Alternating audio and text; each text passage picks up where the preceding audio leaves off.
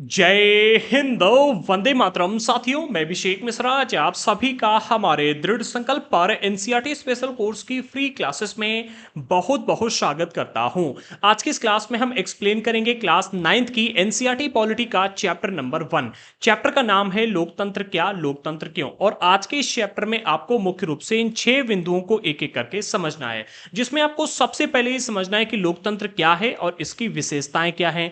इसके बाद लोकतांत्रिक और गैर लोकतांत्रिक शासन में अंतर क्या होता है, इस अंतर को समझना है। फिर लोकतंत्र की बृहत्तर परिभाषा क्या होती है, इसकी बृहत्तर परिभाषा को समझना है। फिर समकालीन दुनिया में लोकतंत्र ही सबसे लोकप्रिय शासन पद्धति है, पर ऐसा क्यों, अर्थात लोकतंत्र को ही दुनिया में सबसे अधिक पसंद क्यों किया जाता है, इसको यहां पर समझना है। इसके बाद कौन सी चीज इसे दूसरी व्यवस्थाओं से बेहतर बनाती है। देखो, एक तो आपको यहां पर यह समझना है कि लोकतंत्र की विशेषताएं क्या हैं, साथ ही साथ यहां पर आपको यह भी समझना है कि लोकतंत्र में ऐसी कौन कौन सी चीजें हैं जो इसे बेहतर बनाने का काम करती हैं। इसके बाद क्या यही शासन की सर्वोत्तम व्यवस्था है या फिर लोकतंत्र के अलावा भी कोई ऐसी व्यवस्था है जो शासन की सर्वोत्तम व्यवस्था कही जा सकती है, इसे यहां पर आपको गहराई से समझना है। और खास बात यह है कि हम आज के इस चैप्टर का पार्ट 1 ऑलरेडी लेकर के आ चुके हैं, जिसमें आपको सबसे पहले क्लास 9th के एनसीईआरटी पॉलिटी के सिलेबस के बारे में बताया गया था कि इस पूरी बुक में आपको क्या क्या पढ़ने को मिलेगा।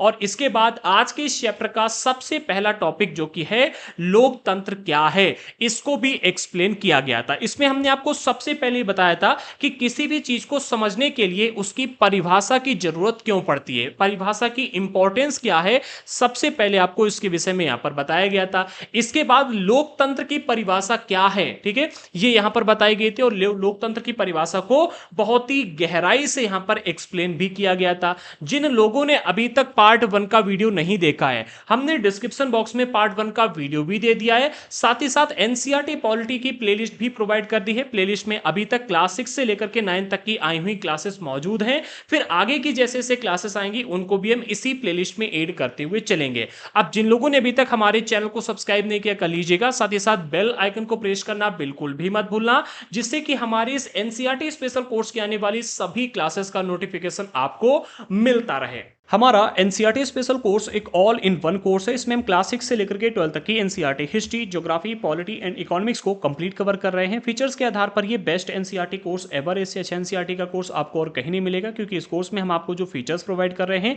ये 10 से 12,000 रुपए के कोर्सेज में भी और कोई भी प्रोवाइड नहीं करता है। आगे बढ़ने से पहले इसके कुछ खास फीचर्स भी आप जान लीजिएगा, जैसे कि इसमें हम आपको जो क्लासेस प्रोवाइड कर रहे हैं ये बहुत ही स्पेशल है, क्योंकि हम क्लास रिकॉर्ड करने से पहले चैप्टर का संपूर्ण निचोड़ निकालते हैं, थोड़ी रिसर्च करके ये पता लगाते हैं कि कौन कौन से टॉपिक ज्यादा इंपॉर्टेंट है, जिनसे प्रश्न पूछे जा चुके हैं, ये प्रश्न बनने की संभावना है। इसके बाद पूरे चैप्टर को बेसिक्स के साथ गहराई से एक्सप्लेन किया जाता है एंड जो मोस्ट इंपॉर्टेंट टॉपिक होते हैं उन पर हम अलग से फोकस करते हैं, उनको हाईलाइट करके रखते हैं। फिर सभी के स्पेशल नोट्स प्रोवाइड किए जा रहे हैं, जिसमें जो मोस्ट इंपॉर्टेंट टॉपिक्स होते हैं उनको हम खास तरह से हाईलाइट करते हैं, जिससे कि आप उन पर अलग से फोकस कर पाएं। फिर आपके डाउट्स को क्लियर करने के लिए एक डाउट ग्रुप और 1-to-1 सेशन का भी ऑप्शन दिया गया है, जो कि 24 आवर एक्टिव रहता है, जिससे कि आपके डाउट्स को इंस्टेंटली क्लियर किया जा सके। फिर इस कोर्स का सबसे हाईलाइटेड फीचर मिलता है टेस्ट सीरीज। देखो, मेरा मानना है प्रैक्टिस मेक बेटर, इसलिए हमने जो टेस्ट सीरीज यहां पर आपको प्रोवाइड की है, ऐसी टेस्ट सीरीज आपको और कहीं भी मिलने वाली नहीं, क्योंकि हमने यहां पर क्या किया है, हर एक चैप्टर से 50 से 100 क्वेश्चन बनाए हुए हैं, जिससे कि आपकी प्रैक्टिस को अच्छा से अच्छा किया जा सके। और यहां पर आप इस चीज को भी समझ लो कि चैप्टर से कितने और किस तरह के प्रश्न बन सकते हैं और आपकी प्रैक्टिस भी अच्छी हो जाए। सिर्फ इतना ही नहीं, जो मोस्ट इंपॉर्टेंट टॉपिक्स रहेंगे उन पर आपको क्विज भी प्रोवाइड की जाएगी, जिससे कि आप उन पर अलग से फोकस कर पाएं। और ये सारी चीजें आपको हमारे एनसीईआरटी स्पेशल कोर्स के एक पैकेज में मिल रही हैं। अगर हम फीचर्स के आधार पर देखें तो इसका प्राइस बहुत ज्यादा होगा, लेकिन हमने इसका प्राइस मात्र 2,900 रुपए रखा हुआ है, जो कि हमारा कॉस्ट रिकवरिंग प्राइस है। और सिर्फ इतना ही नहीं, मुझे पता है कि बहुत सारे बच्चे पेड कोर्स अफोर्ड नहीं कर सकते, और उनका ध्यान रखते हुए हमने इस कोर्स की सभी क्लासेस को कंप्लीटली फ्री कर दिया है, जो कि हमारे यूट्यूब चैनल पर बिल्कुल फ्री में प्रोवाइड की जा रही है। आप इस वीडियो के डिस्क्रिप्शन बॉक्स में चेक कीजिएगा, अभी तक की आई हुई सभी क्लासेस की प्लेलिस्ट हमने प्रोवाइड कर दी है, और इसी तरह से क्लास 6 से लेकर के 12 तक की सारी क्लासेस फ्री में यूट्यूब पर प्रोवाइड की जाएंगी। अच्छा, अगर बात करें कोर्स किन किन लोगों के लिए इंपॉर्टेंट है, तो स्पेशली हमने इसे यूपीएससी वालों के लिए बनाया। बाकी अगर आप state PCS, SSC, railway, BPSC, TRE, CTET, UP TET, H TET, MP TET, REET, DSSSB, TGT, PGT, TRE जैसी परीक्षाओं के लिए तैयारी करें, तो भी आप इस कोर्स को ज्वाइन कर सकते हैं, क्योंकि इस कोर्स में हम बेसिक से लेकर के एडवांस लेवल तक एनसीईआरटी को कवर कर रहे हैं। अब अगर बात करें कि इस कोर्स को कैसे ज्वाइन किया जाए, तो सिंपली आप सबसे पहले प्ले स्टोर से हमारा दृढ़ संकल्प ऐप डाउनलोड कर लीजिएगा। ऐप की लिंक हमने डिस्क्रिप्शन बॉक्स में प्रोवाइड कर दी है, अदरवाइज आप प्ले स्टोर पर सर्च कर लेना, आपको हमारा ऐप मिल जाएगा। डाउनलोड करने के बाद आप इसे ओपन करेंगे तो आपको रजिस्टर करने के लिए बोलेगा एंड रजिस्टर करने के बाद आपको कुछ इस तरह का इंटरफेस दिखेगा। हमने ऐप पर ओनली एनसीईआरटी के नोट्स और टेस्ट सीरीज भी अलग से प्रोवाइड करके रखा हुआ है, तो अगर आपको ओनली नोट्स या टेस्ट सीरीज चाहिए तो वो भी आप परचेस कर सकते हो। कोर्स ज्वाइन करने के लिए आप पेड कोर्स पर क्लिक कीजिएगा, जब आप क्लिक करेंगे तो आपको कुछ इस तरह का इंटरफेस दिखेगा। यहाँ पर सबसे ऊपर एनसीईआरटी स्पेशल कोर्स दिया गया है, इसके बाद क्लास 6 to 8 एनसीईआरटी का कोर्स एक हमने रखा हुआ है और ओनली हिस्ट्री, ओनली पॉलिटी और ओनली ज्योग्राफी के भी कोर्स दिए गए हैं। तो अगर आपको ओनली क्लास 6 से 12 तक की ज्योग्राफी या हिस्ट्री या पॉलिटी पढ़नी है तो वो भी आप यहाँ पर कोर्स ज्वाइन कर सकते हैं। इसे परचेस करने के लिए सिंपली आप इस पर क्लिक कीजिए, जैसे आप क्लिक करेंगे तो कुछ इस तरह का इंटरफेस आपको दिखेगा। यहाँ पर कोर्स के बारे में बताया गया, इसमें आपको क्या क्या चीजें मिलने वाली वो सारा कुछ जानकारी दिया गया है एंड यहाँ पर कंटेंट क्या क्या अभी तक प्रोवाइड किया जा चुका है वो आप देख सकते हैं। इसके बाद बाय नाउ पर क्लिक करके आप कोर्स को सिंपली परचेस कर लीजिएगा। चलिए इसी के साथ में आगे बढ़ते हैं और अपने चैप्टर पर फोकस करते हैं। तो हमने लोकतंत्र की परिभाषा पर चर्चा कर ली है, ओके। अब इसके आगे आपको लोकतंत्र की विशेषताएं समझनी है, जो कि हमारे आज के इस चैप्टर का एक बहुत ही इंपॉर्टेंट टॉपिक है, क्योंकि लोकतंत्र की विशेषताओं पर ही अधिकतर प्रश्न पूछे जाते हैं, इसलिए इसे ध्यान से समझने का प्रयास कीजिएगा, ओके। तो हमारी हेडिंग है लोकतंत्र की विशेषताएं और सबसे पहले कहा जा रहा है कि हमने इस सरल परिभाषा के साथ शुरुआत की है कि लोकतंत्र शासन का एक रूप है जिसमें जनता शासकों का चुनाव करती है। अब देखो यहां पर क्या है कि बहुत ही सरल साधारण सी परिभाषा दी गई है और इस परिभाषा के माध्यम से स्टार्टिंग की जा रही। परिभाषा में कहा गया है कि जो लोकतंत्र है वो केवल और केवल शासन का एक रूप है और इस शासन के रूप में जो शासक होता है उसका चुनाव जनता के द्वारा किया जाता है। लेकिन हमने आपको लोकतंत्र की परिभाषा वाले टॉपिक में बताया था कि कोई भी परिभाषा तब तक अधूरी रहती है जब तक हम इसकी गहराई और विशेषताओं को ना समझे। अब चूंकि हमारे सामने जो परिभाषा रखी गई है ये इतनी अधिक सरल है कि इसमें ना ही कोई विशेषता बताई गई है और ना ही कोई गहराइयां बताई गई, इसलिए ये अनेक सवाल खड़े करती है। जो परिभाषा है इस परिभाषा से अनेक सवाल उठ खड़े होते हैं। बेसिकली यहां पर एनसीईआरटी ने एक बहुत ही स्मार्ट गेम खेला हुआ है। इस परिभाषा के माध्यम से लोकतंत्र की विशेषताएं बताने का प्रयास किया जा रहा है। किसी भी देश में पूर्ण लोकतंत्र है या नहीं, लोकतंत्र की क्या क्या विशेषताएं होती हैं, ये जानने को आपको यहां पर मिलेगा, ठीक है। जैसे कि यहां पर आपके सामने एक बहुत ही साधारण सी परिभाषा रखी, ठीक है, और इस परिभाषा के बाद लोकतंत्र पर कौन कौन से प्रश्न बनते हैं वो सारे के सारे प्रश्न इन 3 बिंदुओं में दे दिए हैं। आप एक काम करो कि इन सारे के सारे प्रश्नों को नोट कर लो, ठीक है, फिर इन सभी प्रश्नों पर एक एक करके हम चर्चा करेंगे, तो उनको भी आप नोट करते हुए चलना, ठीक है। तो सबसे पहला प्रश्न पहले बिंदु में दिया गया है कि इस परिभाषा के अनुसार शासक कौन है, ठीक है। जो परिभाषा दी गई है कि लोकतंत्र शासन का एक रूप है जिसमें जनता शासकों का चुनाव करती है, तो पहला प्रश्न तो यही बनता है कि आखिरकार शासक कौन है, ठीक है। अब आपके मन में तुरंत आंसर आएगा कि भैया शासक वही है जिसका चुनाव जनता करे, लेकिन आप हमें अपने देश की सिचुएशन देकर के बताओ कि भैया क्या हम मुख्यमंत्री, प्रधानमंत्री या राष्ट्रपति का चुनाव डायरेक्ट करते हैं? बिल्कुल भी नहीं करते। हम तो अपने प्रतिनिधियों का चुनाव करते हैं, जैसे कि सांसद हो गए, इसके अलावा विधायक जी हो गए, ठीक है, वो जाकर के अपने नेता को चुनते हैं जो कि मुख्यमंत्री या प्रधानमंत्री बनता है। इसी तरह से जो राष्ट्रपति होते हैं उनको भी इनडायरेक्टली चुना जाता है, यानी कि हमारे प्रतिनिधियों के माध्यम से। चलो दूसरी बात कर लेते हैं, हमारे प्रतिनिधियों के द्वारा चुने हुए जो शासक हैं, क्या ये जो मुख्यमंत्री या मंत्री हैं, क्या इनको हम शासक या राजा मान सकते हैं? ठीक है, इनको भी नहीं मान सकते, क्योंकि भैया राजा वो होता है जो जनता के लिए अंतिम फैसला लेता है। अब यहां पर प्रश्न बनता है कि अंतिम फैसले का अर्थ क्या हुआ जाकर के, तो इसको भी थोड़ा गहराई से समझना। देखो अंतिम फैसले का मतलब है कि जैसे 4 लोगों ने अपनी बातें रखी, जनता के सामने समस्याएं आई, 4-50 लोगों ने अपनी अपनी बातें रखी कि भैया ये सॉल्यूशन होना चाहिए, ठीक है, उस सॉल्यूशन पर जो अंतिम निर्णय देगा कि क्या होना चाहिए उसे शासक कहा जाएगा। अब जैसे कि भारत की अगर हम बात करें तो यहां पर मुख्यमंत्री या मंत्री इसका निर्णय लेते हैं, ठीक है, मुख्यमंत्री या फिर प्रधानमंत्री, ठीक है। लेकिन अगर यहीं हम पाकिस्तान को देखें तो पाकिस्तान में अंतिम निर्णय कौन लेती है? सेना। वहां की सरकार नहीं लेती, वहां की सेना अंतिम निर्णय लेती है, ठीक है। तो यहां पर आगे चल करके आपको यह समझना है कि लोकतंत्र में आखिरकार शासक कौन होता है और इस परिभाषा के अनुसार आखिरकार शासक कौन है, ठीक है। ये एक बहुत ही कंफ्यूजन वाला टॉपिक है, आगे चलकर के इसे आप डिटेल में समझेंगे। अगला प्रश्न आता है कि किसी सरकार को लोकतांत्रिक कहे जाने के लिए उसके किन अधिकारियों का चुना हुआ होना आवश्यक है, ठीक है। ऐसे कौन कौन से अधिकारी हैं सरकार में जिनका चुनाव जनता के द्वारा होना चाहिए, तभी उस देश की सरकार को लोकतांत्रिक कहा जाएगा, ठीक है। ये दूसरा प्रश्न है। तीसरा प्रश्न बनता है कि लोकतंत्र में वे कौन कौन से फैसले हैं जो बिना चुने हुए अधिकारी भी ले सकते हैं। देखो, अधिकारियों का मुख्य काम होता है जनता के लिए फैसले लेना, ठीक है, यही तो होता है काम, ठीक है। अब दूसरा प्रश्न तो आपने समझ लिया। तीसरा प्रश्न यह है कि भैया लोकतंत्र में ऐसे कौन कौन से फैसले होते हैं जो बिना चुने हुए अधिकारी यानी कि अपॉइंट किए हुए अधिकारी भी उन फैसलों को ले सकते हैं, ठीक है। अब किस तरह, तीसरा प्रश्न के बाद चौथा आता है कि किस तरह के चुनाव को लोकतांत्रिक चुनाव कहते हैं, ठीक है। अब जैसे कि भैया चुनाव हुआ, ठीक है, अब वहां पर क्या किया गया कि भैया जो नेताजी थे या फिर उसके उनके जो एजेंट थे, उन्होंने जनता को किया एक साइड और अपने आप ही सारे के सारे वोट डाल करके और भेज दी मशीन। तो क्या इस चुनाव को आप लोकतांत्रिक कहोगे?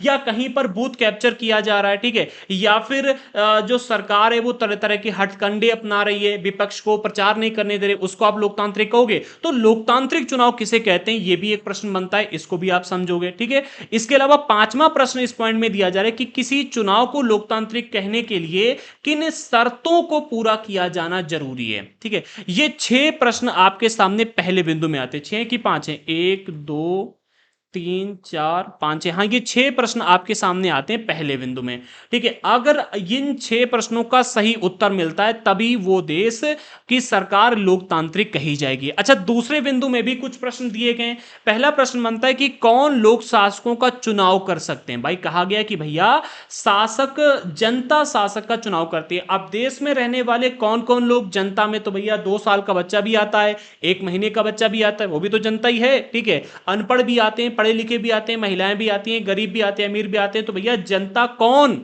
ठीक है, कौन है जो शासकों का चुनाव कर सकता है, ये भी स्पष्ट करो, ठीक है। या खुद शासक चुने आ सकते हैं, ऐसे कौन कौन से लोग हैं, ठीक है। यहां पर 2 प्रश्नों को एक में मर्ज किया गया, ठीक है। अगला प्रश्न दिया गया, क्या इसमें प्रत्येक नागरिक का बराबरी की हैसियत से भाग लेना जरूरी है या नहीं लोकतंत्र में, ठीक है। ये भी प्रश्न हमारे सामने आता है, इसको भी समझो। अब जैसे कि अगर हम बात करें पाकिस्तान में, तो पाकिस्तान को एक इस्लामिक राष्ट्र बनाया गया है, ठीक है। इस्लामिक राष्ट्र होने की वजह से वहां पर मुसलमानों को वरीयता दी गई है, ठीक है। तो क्या आप पाकिस्तान को पूर्ण लोकतंत्र कह सकते हो? नहीं कह सकते, ठीक है। अगला प्रश्न यहां पर मिलता है कि क्या कोई लोकतांत्रिक व्यवस्था अपने कुछ नागरिकों को इस अधिकार से वंचित कर सकती है या नहीं कर सकती है? इस प्रश्न का भी उत्तर आपको आगे समझने को मिलेगा, ठीक है। डिटेल में एक एक चीज को समझेंगे। अगले बिंदु में जो प्रश्न दिए गए वो और अधिक जरूरी है, ठीक है। यहां पर सबसे पहला प्रश्न दिया गया कि सरकार के किस स्वरूप को लोकतांत्रिक कहेंगे। क्या पाकिस्तान की सरकार को लोकतांत्रिक कह सकते हो, या चाइना की, या फिर रूस की सरकार को, या भारत की सरकार को, या अमेरिका की सरकार को? हर देश की सरकार में कुछ ना कुछ आपको अंतर देखने को मिलेंगे। आप किस तरह की सरकार को लोकतांत्रिक कहेंगे ये भी यहां पर समझिएगा। मैंने कहा था ना कि भैया लोकतंत्र की विशेषताओं वाला ये टॉपिक बहुत इंपॉर्टेंट है। अगर आपने इसे अच्छी तरह से समझ लिया तो लगभग 70 से 80% लोकतंत्र आपको समझ में आ जाएगा, ठीक है। तो लगभग हर तरह के प्रश्न यहां पर रखे गए हैं। अगला है, क्या चुने हुए शासक लोकतंत्र में अपनी मर्जी से सब कुछ कर सकते हैं या लोकतांत्रिक सरकार के लिए भी कुछ लक्ष्मण रेखाएं सरकार के लिए भी कुछ लक्ष्मण रेखाओं में बंधकर काम करना जरूरी है? ये प्रश्न तो सबसे ज्यादा इंपॉर्टेंट है। क्या जिस व्यक्ति को जनता ने चुन करके राजा बना दिया या मुख्यमंत्री प्रधानमंत्री बना दिया वो जो चाहे कर सकता है, या उसके लिए भी कुछ लक्ष्मण रेखाएं हैं, उसके लिए भी कुछ सीमाएं हैं? इसको भी समझना। अगला, क्या लोकतांत्रिक शासन व्यवस्था को नागरिकों के कुछ अधिकारों का आदर करना चाहिए या फिर नहीं, ठीक है। ये भी एक बड़ा प्रश्न है, ठीक है, क्योंकि भाई अगर हम बात करें पाकिस्तान की, तो पाकिस्तान में मुसलमान के अलावा अन्य जो आपको लोग मिलते हैं उनका जो, अगर हम बात करें उनके अधिकारों की आदर, तो अधिकारों का आदर करना तो दूर की बात रही, अधिकार ही नहीं मिले हुए हैं, ठीक है। तो क्या लोकतांत्रिक सरकार के लिए जरूरी है या नहीं जरूरी है, ठीक है, इस चीज को भी समझना। अब आइए कुछ उदाहरणों के साथ इन सब पर बारी बारी से विचार करें, ठीक है। जितने भी प्रश्न दिए गए हैं इन सभी को आप नोट कर लेना, अगर आपने नहीं किया है तो वीडियो को रोक करके नोट कर लो, ठीक है। और हम हर जगह पर प्रश्न को नहीं उठाएंगे, ठीक है, एक एक टॉपिक पर चर्चा करते हुए चलेंगे। आप प्रश्न के साथ उसे रिलेट करके समझते हुए चलना। अगर हम हर टॉपिक को रिलेट करते हुए चलेंगे, वैसे मैं कोशिश करूंगा कि हर टॉपिक को रिलेट करूं, ठीक है, बट थोड़ा सा अगर आप अपनी बुद्धि लगाओगे तो समझना आपके लिए आसान रहेगा और लॉन्ग टाइम तक याद रहेगा। क्योंकि अगर सब कुछ मैं ही कर दूंगा तो फिर आपके लिए बचेगा ही क्या, थोड़ा बहुत आपके लिए भी तो होना चाहिए। तो हमारी हेडिंग है, प्रमुख फैसले निर्वाचित नेताओं के हाथ। ये हेडिंग है। और यहां पर पहला एग्जाम्पल पाकिस्तान का रख दिया गया, जो कि मतलब एनसीईआरटी में रखा गया था, मैंने नहीं रखा, ठीक है। कहा जा रहा है पाकिस्तान में जनरल परवेज मुशर्रफ ने अक्टूबर 1999 में सैनिक तख्तापलट की अगुवाई की। कब की थी याद रखना, सन 1999 में। क्या किया था इन्होंने, इन्होंने सैनिक तख्तापलट की अगुवाई की थी, यानी कि ये मुख्य व्यक्ति बने थे, इन्होंने यहां पर सैनिक तख्तापलट किया था, ठीक है। आगे कहा जा रहा है कि उन्होंने लोकतांत्रिक ढंग से चुनी हुई सरकार को उखाड़ फेंका और खुद को देश का मुख्य कार्यकारी घोषित कर दिया, यानी कि यहां पर सेना का जो शासन है, सैनिक शासन, वो लागू कर दिया था, ठीक है। ये अभी हिस्ट्री बताई जा रही है, इसको थोड़ा समझ लो, ठीक है। फिर मेन टॉपिक पर आएंगे। अभी जो बात बताई जा रही है उसको समझना, क्या किया था यहां पर इन्होंने, जनरल परवेज मुशर्रफ ने 1999 में यहां पर जो लोकतांत्रिक ढंग से चुनी हुई सरकार बैठी थी उसको उखाड़ कर फेंक दिया और खुद को, ठीक है, मुख्य कार्यकारी घोषित कर दिया, यानी कि यहां पर सैनिक शासन लागू कर दिया। बाद में उन्होंने खुद को राष्ट्रपति घोषित कर दिया, ये राष्ट्रपति बन गए। और सन 2002 में एक जनमत संग्रह करा के अपना कार्यकाल 5 साल के लिए बढ़वा लिया। ढीला ढाला जनमत संग्रह करवाया था, ठीक है, जिसमें मतलब बहुत अच्छी तरह से धोखाधड़ी और बहुत सारे काम चले थे, ठीक है। जनमत संग्रह यानी कि वोटिंग वगैरह करवा करके खुद का कार्यकाल जो है वो 5 साल के लिए बढ़ा लिया, ठीक है। फिर पाकिस्तानी मीडिया, मानवाधिकार संगठनों और लोकतंत्र के लिए काम करने वालों ने आरोप लगाया कि जनमत संग्रह एक धोखाधड़ी है और इसमें बड़े पैमाने पर गड़बड़ियां की गई। भाई, जो व्यक्ति सैनिक शासन लागू करने के बाद खुद राष्ट्रपति बनकर के बैठा हुआ है, क्या वो अपनी कुर्सी जाने देगा, या क्या वो मतलब पूर्ण लोकतांत्रिक तरीके से जनमत संग्रह करवाएगा? कभी नहीं करवाएगा। तो उसने इसमें क्या किया था, धोखाधड़ी की थी, ठीक है, और बड़े पैमाने पर गड़बड़ियां कर करके एक जनमत संग्रह करवाया, यानी कि एक चुनाव करवाया और अपने कार्यकाल को 5 साल के लिए बढ़ा दिया, क्योंकि ये राष्ट्रपति बन गए थे, ठीक है।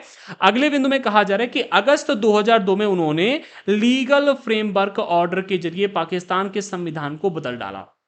जो पाकिस्तान का संविधान बनाया गया था, ठीक है, उसे कब, सन 2002 में, ठीक है, सन 2002 में एक लीगल फ्रेमवर्क ऑर्डर लागू किया, ठीक है, ये जारी किया और इसके जरिए क्या किया, संविधान को ही बदल डाला। ऐसा अभी तक हमारे देश में नहीं हुआ है, याद रखना, ठीक है। इस ऑर्डर के अनुसार राष्ट्रपति राष्ट्रीय और प्रांतीय असेंबलियों को भंग कर सकता है। इन्होंने क्या किया, इस जो लीगल फ्रेमवर्क ऑर्डर जारी किया इन्होंने, इसके अनुसार इन्होंने क्या किया कि जो राष्ट्रपति है इसको ये पावर दे दी कि वो राष्ट्रीय और जो प्रांतीय असेंबलियां हैं इनको भंग कर सकता है, यानी कि सरकार को भंग कर सकता है, ठीक है।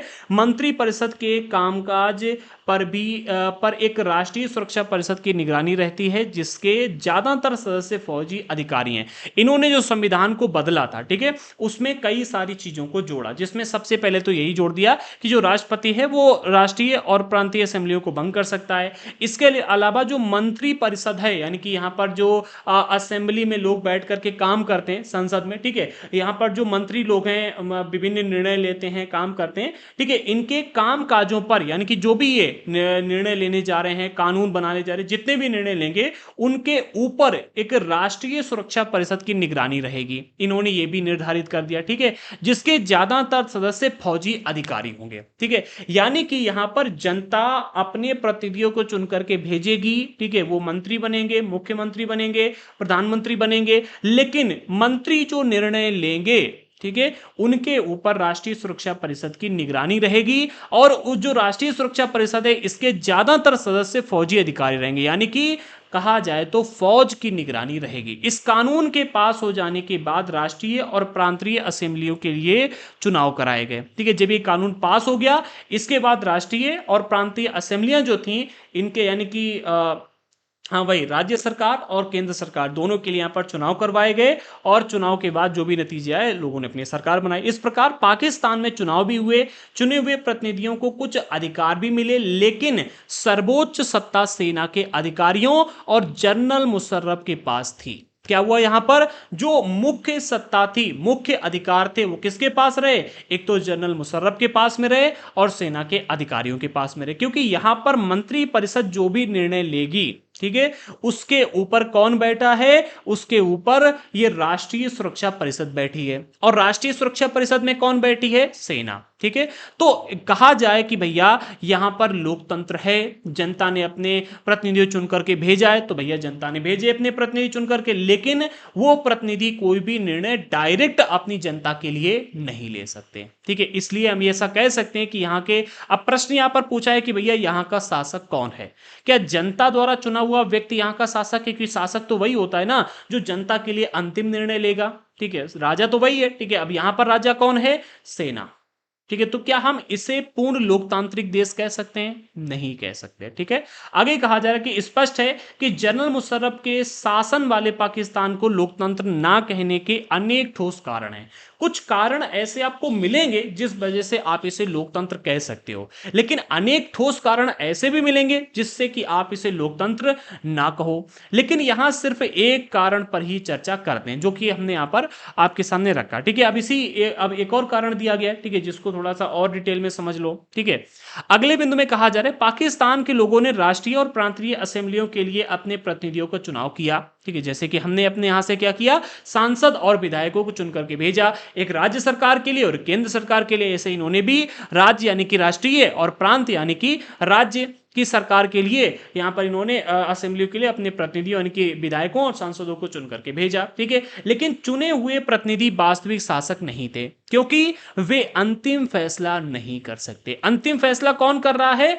अंतिम फैसला सेना के अधिकारियों और जनरल मुशर्रफ के हाथ में था, जो जनता द्वारा नहीं चुने गए थे। अब यहां पर दो प्रश्नों का उत्तर आपको मिल गया है। एक तो यह कि असली शासक कौन है? असली शासक वो है जो अंतिम फैसला लेगा। ठीक है, और दूसरा कि भैया कौन कौन से ऐसे अधिकारी हैं जिनका जनता के द्वारा चुना हुआ होना चाहिए। ठीक है, ये प्रश्न था ना यहां पर अभी कि भैया उन किन अधिकारियों का चुना हुआ होना चाहिए। ठीक है, तो यहां पर जो अधिकारी जनता के लिए मुख्य फैसले ले रहे हैं, ठीक है, जो फैसले ले रहे हैं, निर्णय ले रहे हैं, उनका चुना हुआ होना जरूरी है। ठीक है, आगे कहा जा रहा है ऐसे तानाशाही और राजशाही वाले शासन व्यवस्थाओं में होता है। हाँ, एक मिनट एक मिनट, जो चीज हमें यहां पर देखने को मिल रही है पाकिस्तान में, ऐसी चीजें हमें एक तो तानाशाही और दूसरा राजशाही वाली शासन व्यवस्था में होता है कि भाई जनता ने अपनी मांग रखी सरकार के सामने। ठीक है, अब वहां पर मंत्री लोग जो थे वो लेकर के आए राजा के पास कि राजा जी जनता की ये डिमांड है। अब राजा जी यानी कि यहाँ पर सेना, जो कि सेना के अधिकारी और जनरल मुशर्रफ बैठे हुए हैं, इन्होंने देखा कि भाई हाँ जनता की मांग है, लाओ दिखाओ में क्या क्या है। उन्होंने देखा कि भाई मुझे नहीं लगता है जनता को ये देना चाहिए, तो उन्होंने बिल्कुल इस तरह से कट कर दिया। और ये कौन है? ये वो हैं जो जनता के द्वारा नहीं चुने गए। ठीक है, जनता के द्वारा किसे चुना गया? असेंबली में बैठे हुए मंत्रियों को, अपने प्रतिनिधियों। तो प्रतिनिधि जो चीजें लेकर के आए, ठीक है, उनको अगर इनकी मर्जी होगी तो लागू करेंगे, नहीं तो नहीं, जाओ। ठीक है, अब जो तानाशाही और राजशाही शासन व्यवस्था होती, वहां पर इस तरह की चीजें होती हैं। वहां औपचारिक रूप से चुनी हुई संसद और सरकार तो होती है, पर असली सत्ता उन लोगों के हाथ में होती है जिन्हें जनता नहीं चुनती। जबकि लोकतंत्र में क्या होना चाहिए? लोकतंत्र में असली ताकत जनता द्वारा चुने हुए लोगों के हाथ में होनी चाहिए। जो कि यहां पर दो प्रश्न थे यही लेकर के कि किन अधिकारियों का चुना हुआ होना चाहिए, और लोकतंत्र में वे कौन से फैसले हैं जो बिना चुने हुए अधिकारी भी ले सकते हैं। ठीक है, तो ऐसे फैसले जो जनता को डायरेक्ट हित ना करें, ठीक है, हिट ना करें, ऐसे फैसले मतलब बिना चुने हुए अधिकारी भी ले। अभी इस पर भी चर्चा करेंगे। ठीक है, अभी आगे आप समझ जाओगे इसको, इस पर भी। ठीक है, एक पॉइंट आपने समझ लिया। अब दो प्रश्न आप यहां पर आप समझ गए। तीसरे अगले बिंदु पर ध्यान दो। कुछ देशों में असली सत्ता चुने हुए प्रतिनिधियों के बजाय विदेशी शक्तियों के हाथ में होती है। समझना है इसको भी। कुछ ऐसे भी देश हैं जहां पर जो असली ताकत होती है वो चुने हुए प्रतिनिधियों के हाथ में नहीं होती। जैसे कि आजादी से पहले का भारत। आजादी से पहले भारत में कुछ टाइम के लिए चुनाव हुए थे। ठीक है, आपको पता होगा, हमने हिस्ट्री में पढ़ाया आपको। ठीक है, लेकिन असली ताकत किसके पास में थी? विदेशियों के पास में, जो कि हमारे यहाँ पर अंग्रेज थे। तो कुछ देश ऐसे होते हैं जहां पर असली सत्ता चुने हुए प्रतिनिधियों की बजाय विदेशी शक्तियों के हाथ में होती है। इसे लोगों का शासन नहीं कहा जा सकता। लोकतांत्रिक शासन व्यवस्था की पहली विशेषता है कि लोकतंत्र में अंतिम निर्णय लेने की शक्ति लोगों द्वारा चुने हुए प्रतिनिधियों के पास पास ही होनी चाहिए। दो बातें याद रखना। पहली बात तो ये कि भैया ऐसे फैसले, एक मिनट, फैसला क्या होगा, ये फैसला लेने की जो एक मिनट थोड़ा सिंपल कर देते हैं इसको। दो चीजें यहां पर आपको तीनों प्रश्नों का उत्तर मिल जाएगा। एक अच्छी तरह से समझना, कहा जा रहा है कि भैया जनता के लिए जो भी निर्णय लिए जाएंगे, ठीक है, उन निर्णयों को लेने का हक किनका है? जनता द्वारा चुने हुए लोगों का। वही कहा गया है कि लोकतंत्र में अंतिम निर्णय लेने की शक्ति लोगों द्वारा चुने हुए प्रतिनिधियों के पास होनी चाहिए। अब इन निर्णयों को लागू करने का हक जो है वो बिना चुने हुए लोगों के पास भी होता है, जो कि हमारे यहां पर अधिकारी अपॉइंट किए जाते हैं। जैसे कि हमारे यहां पर आप देखोगे जितने भी एसपी, डीएसपी, डीएम, एसडीएम होते हैं, ये क्या करते हैं? ये निर्णयों को लागू करने का काम करते हैं। ये कोई निर्णय लेते नहीं है जनता के लिए, ठीक है। हाँ, डीएम को थोड़ी बहुत पावर दी जाती है कि वो सिचुएशन के हिसाब से एक छोटा मोटा निर्णय ले सके, लेकिन उसको भी अगर आप चाहो तो चैलेंज कर सकते हो कोर्ट में जाकर के, ठीक है। लेकिन जो निर्णय लागू करने की बात है वो इन्हीं अधिकारियों के हाथ में दी जाती है, ठीक है। निर्णय लेने का हक किसका होता है? मुख्य वो व्यक्ति जिसे जनता ने चुन करके भेजा है, ठीक है, याद रखना। अब यहां पर दो स्पेशल जानकारियां दी गई हैं, इनको भी एक एक करके समझो। सबसे पहले इस कार्टून को आप देख लो, ठीक है। ये जो कार्टून है, एक मिनट, ये जो कार्टून है 22 जनवरी 2005 का है। एरेस केगल कार्टून .com, हाँ, मतलब एक वेबसाइट में ये कार्टून छपा गया था। केगल कार्टून इसे कहा जाता है, ठीक है। 22 जनवरी 2005 को छपा गया था। अब इस कार्टून में अगर आप देखोगे तो एक सैनिक है, ठीक है, जो कि अपने अंदर डेमोक्रेसी लेकर के बैठा है, ये डेमोक्रेसी है, और हाथ में पकड़े हुए बंदूक, ठीक है। ये कार्टून लातिनी अमेरिका के संदर्भ में बना है। कहां पर? लातिनी अमेरिका, ठीक है। इसको भी अभी आप समझ लें किसे कहते हैं। लातिनी अमेरिका उन देशों और क्षेत्रों का समूह है जहां मुख्य रूप से स्पेनिश, पुर्तगाली या फ्रेंच भाषा बोली जाती है। यह क्षेत्र दक्षिणी अमेरिका, मध्य अमेरिका, कैरेबियन द्वीपों और मैक्सिको को शामिल करता है। लातिनी अमेरिका में लगभग 33 देश आते हैं, ठीक है। लातिनी अमेरिका, इसे आप याद रखें, ठीक है। तो ये जो कार्टून है लातिनी अमेरिका के संदर्भ में बना था।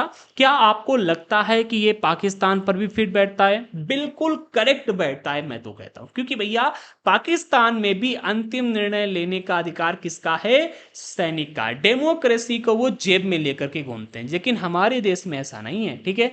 अच्छा, आगे कहा जा रहा है कुछ अन्य देशों के बारे में सोचिए जिन पर यह कार्टून लागू होता है। दूसरा नाम मैं दे देता हूं आपके सामने, वो आता है अफगानिस्तान का। तो मतलब बोल ही जाओ, वहां पर तो पूरी तरह से अब तालिबान आ चुका है, ठीक है। तो एक चाइना को मान लो, ठीक है। चाइना भी एक तरह से सरकार को चुनती है, लेकिन वहां पर एक पार्टी है, उसका भी एग्जाम्पल दिया गया। तो वो आप पाकिस्तान एक अच्छा एग्जाम्पल इसका रहेगा। पाकिस्तान के अलावा अगर आपके मन में कोई आंसर आता है तो कमेंट बॉक्स में बताइएगा, ठीक है। वैसे मेरे दिमाग में तो बहुत सारे हैं, बट मैं उनको आपके सामने रखना नहीं चाहता। मैं चाहता हूं कि आप इसके ऊपर रिसर्च करो कि ऐसे कौन कौन से देश हैं जहां पर इस तरह की स्थितियां हमें देखने को मिलती हैं। एक पाकिस्तान आपको बता दिया गया है, ठीक है। अब दूसरा है स्वतंत्र और निष्पक्ष चुनावी मुकाबला। हमने यहां पर जो प्रश्न रखे थे उनमें से पहले प्रश्न का उत्तर आपने जान लिया, शासक कौन है? जिसके पास अंतिम निर्णय लेने की ताकत होती है। अधिकारियों का चुनाव होना आवश्यक क्यों है, ये भी आपने समझ लिया। लोकतंत्र में वे कौन से फैसले हैं जो बिना चुने हुए अधिकारी भी ले सकते हैं, ठीक है। तो फैसलों को लागू करने का काम बिना चुने हुए अधिकारियों का होता है, और छोटे मोटे फैसले जो जनता को डायरेक्ट प्रभावित नहीं करते ऐसे ले सकते हैं, ठीक है। अब किस तरह के चुनाव को लोकतांत्रिक चुनाव कहते हैं, इसको आगे समझो, ठीक है। चुनाव वाला टॉपिक आ गया। राष्ट्रीय और निष्पक्ष चुनावी मुकाबला हमारी हेडिंग है, और यहां पर आपको विभिन्न देशों, कोई एक देश नहीं, अभी तुमने केवल पाकिस्तान का एग्जांपल लिया था, यहां पर चाइना भी आएगा, मैक्सिको भी आएगा। इसके अलावा और कोई देश है ना? हाँ, बस दो ही देश हैं, ठीक है, चाइना और मैक्सिको। इन दो देशों का एग्जांपल दिया गया। तो सबसे पहले हम बात करते हैं चीन की। कहा जा रहा है चीन की संसद को राष्ट्रीय जनसंसद कहा जाता है। राष्ट्रीय जनसंसद ये हिंदी में है, इसे चाइना की भाषा में क्वागुओ रेमिन दाई बियाओ दाहुई। अगर आप चाहो तो इसको याद कर लो, नहीं याद करोगे तो भी कोई फर्क नहीं पड़ता, हिंदी में याद रखना, राष्ट्रीय जनसंसद कहा जाता है, जिसके चुनाव हर 5 वर्ष में होते हैं। इसमें लगभग 3000 सदस्य होते हैं, जिनमें से कुछ का चयन सेना भी करती है। संसद को राष्ट्रपति नियुक्त करने का अधिकार प्राप्त है। 4-5 चीजें कही जा रही हैं, इन सब सबको एक एक करके समझो। सबसे पहली बात तो ये कि आप नोट कर लीजिएगा, चीन की संसद को क्या क्या कहा जाता है, तो राष्ट्रीय जनसंसद कहते हैं, याद रखना, ठीक है। दूसरी बात यह कि इस संसद में जो लोग बैठते हैं उनकी संख्या लगभग 3,000 है, ठीक है। और इन 3,000 लोगों को हर 5 वर्ष में चुनाव किया जाता है, ठीक है। इनका चुनाव होता है जो कि हर 5 वर्ष में होता है, जैसे कि हमारे भारत देश में सांसदों और विधायकों का हर 5 वर्ष में चुनाव होता है, इसी तरह से यहां पर भी संसद में जो लोग बैठते हैं उनका चुनाव हर 5 वर्ष में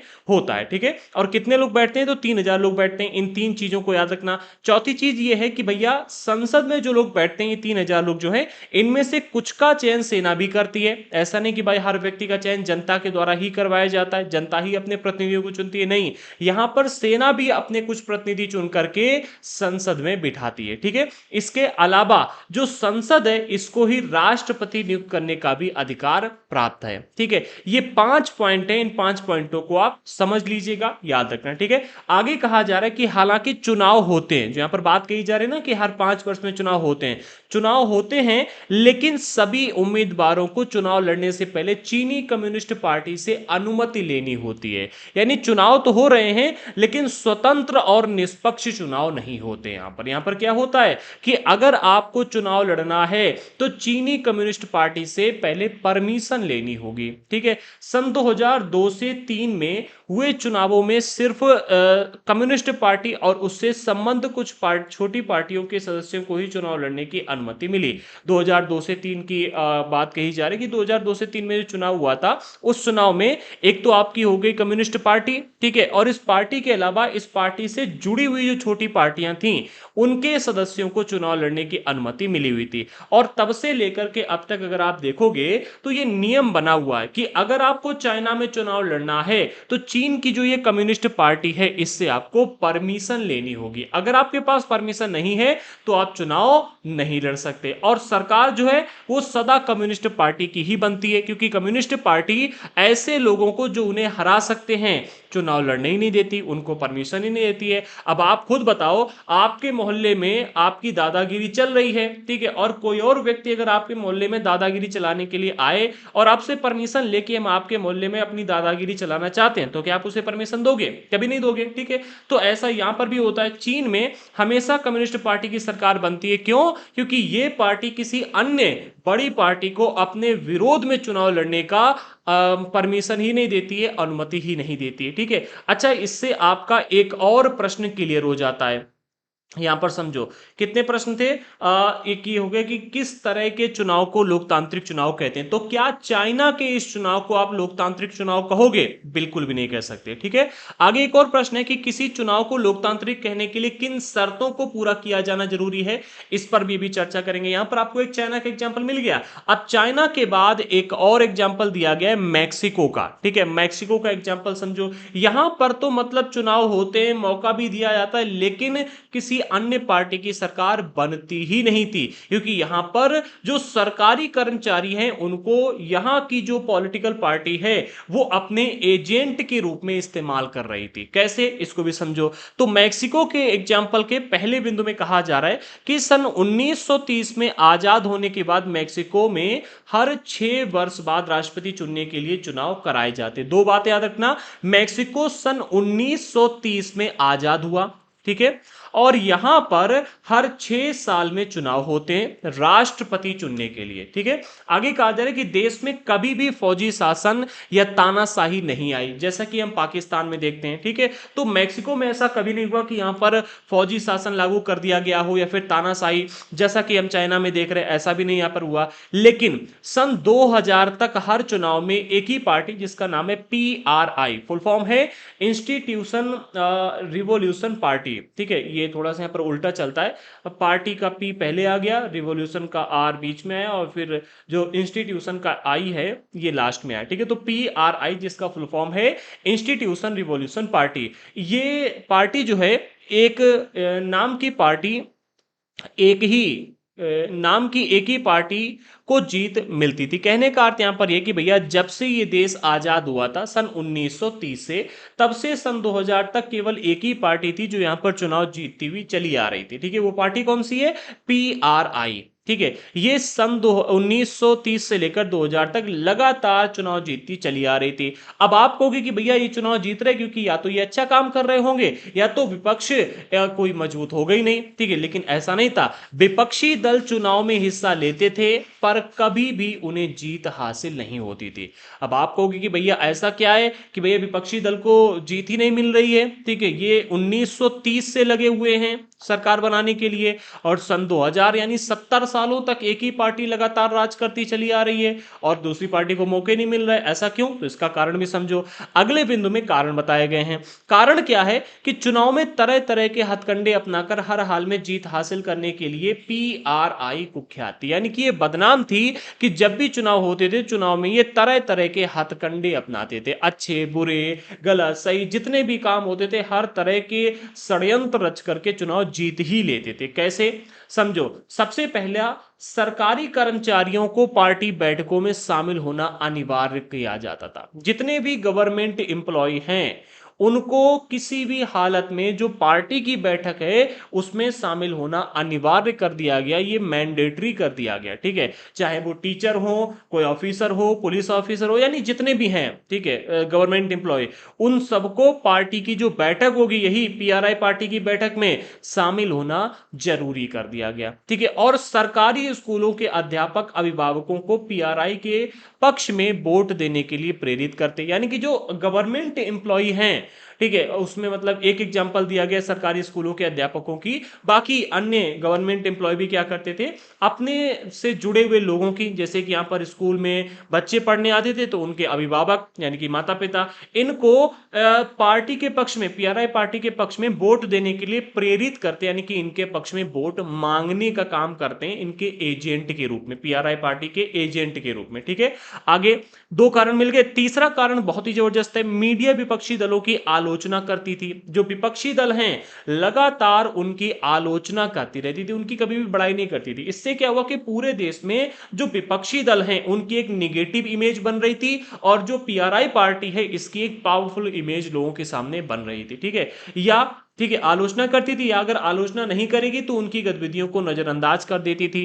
जैसे कि अगर कोई विपक्षी दल कोई अच्छा काम कर रहा है तो उसके उस अच्छे काम को नजरअंदाज कर दिया कि हाँ भाई चलो ठीक है तुम करते रहो, जब गलत करोगे तब दिखाएंगे और अच्छे काम तुम्हारे जो है वो भगवान देखेगा, ठीक है, वो जनता नहीं देखनी चाहिए। आगे कई बार एकदम अंतिम क्षणों में मतदान केंद्रों को एक जगह से हटाकर दूसरी जगह पर कर दिया गया। कई बार तो क्या किया गया कि जैसे कि यहां पर चुनाव हो रहे हैं और पीआरआई पार्टी को लगा कि भाई हम यहां पर चुनाव हार रहे, तो उन्होंने क्या किया, अब यहां पर इस बूथ के वोट नहीं पड़ेंगे, यहां से जो मतदान केंद्र है ये वाला, ठीक है, इसे हटा करके 10 किलोमीटर 15 किलोमीटर दूर रख दिया।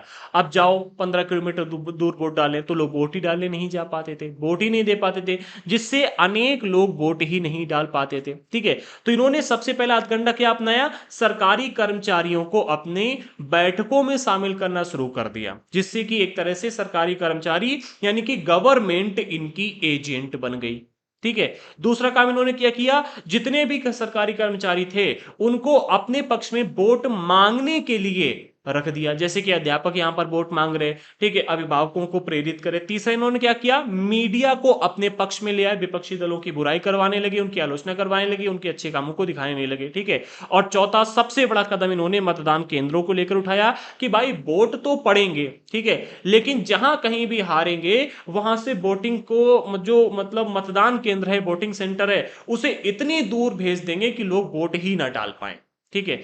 ये इन्होंने 4-5 काम करने शुरू कर दिया और इसी वजह से क्या है कि ये मतलब लगातार 70 सालों तक चुनाव जीतते आ रहे थे और कोई इन्हें हरा ही नहीं पा रहा था, ठीक है। पीआरआई अपने उम्मीदवारों के चुनाव अभियान पर काफी पैसा भी खर्च करता है। जैसे कि हमारे देश में अगर हम बात करें तो एक लिमिट है कि आप एक व्यक्ति के ऊपर इतना पैसा खर्च कर सकते हो, ठीक है, लेकिन यहां पर अनलिमिटेड जितना हो सकता था उतना पैसा खर्च करने का काम ये पीआरआई पार्टी कर रही थी, ठीक है। अब तीसरा एग्जाम्पल मिलता है आपको सीरिया का, ठीक है, सीरिया का एग्जाम्पल तो और भी खतरनाक है। यहां पर आप एक इमेज देख रहे हो, ठीक है, ये एक सैनिक है और ये गेट लगा हुआ है, यहां पर ताला लगा है, ठीक है।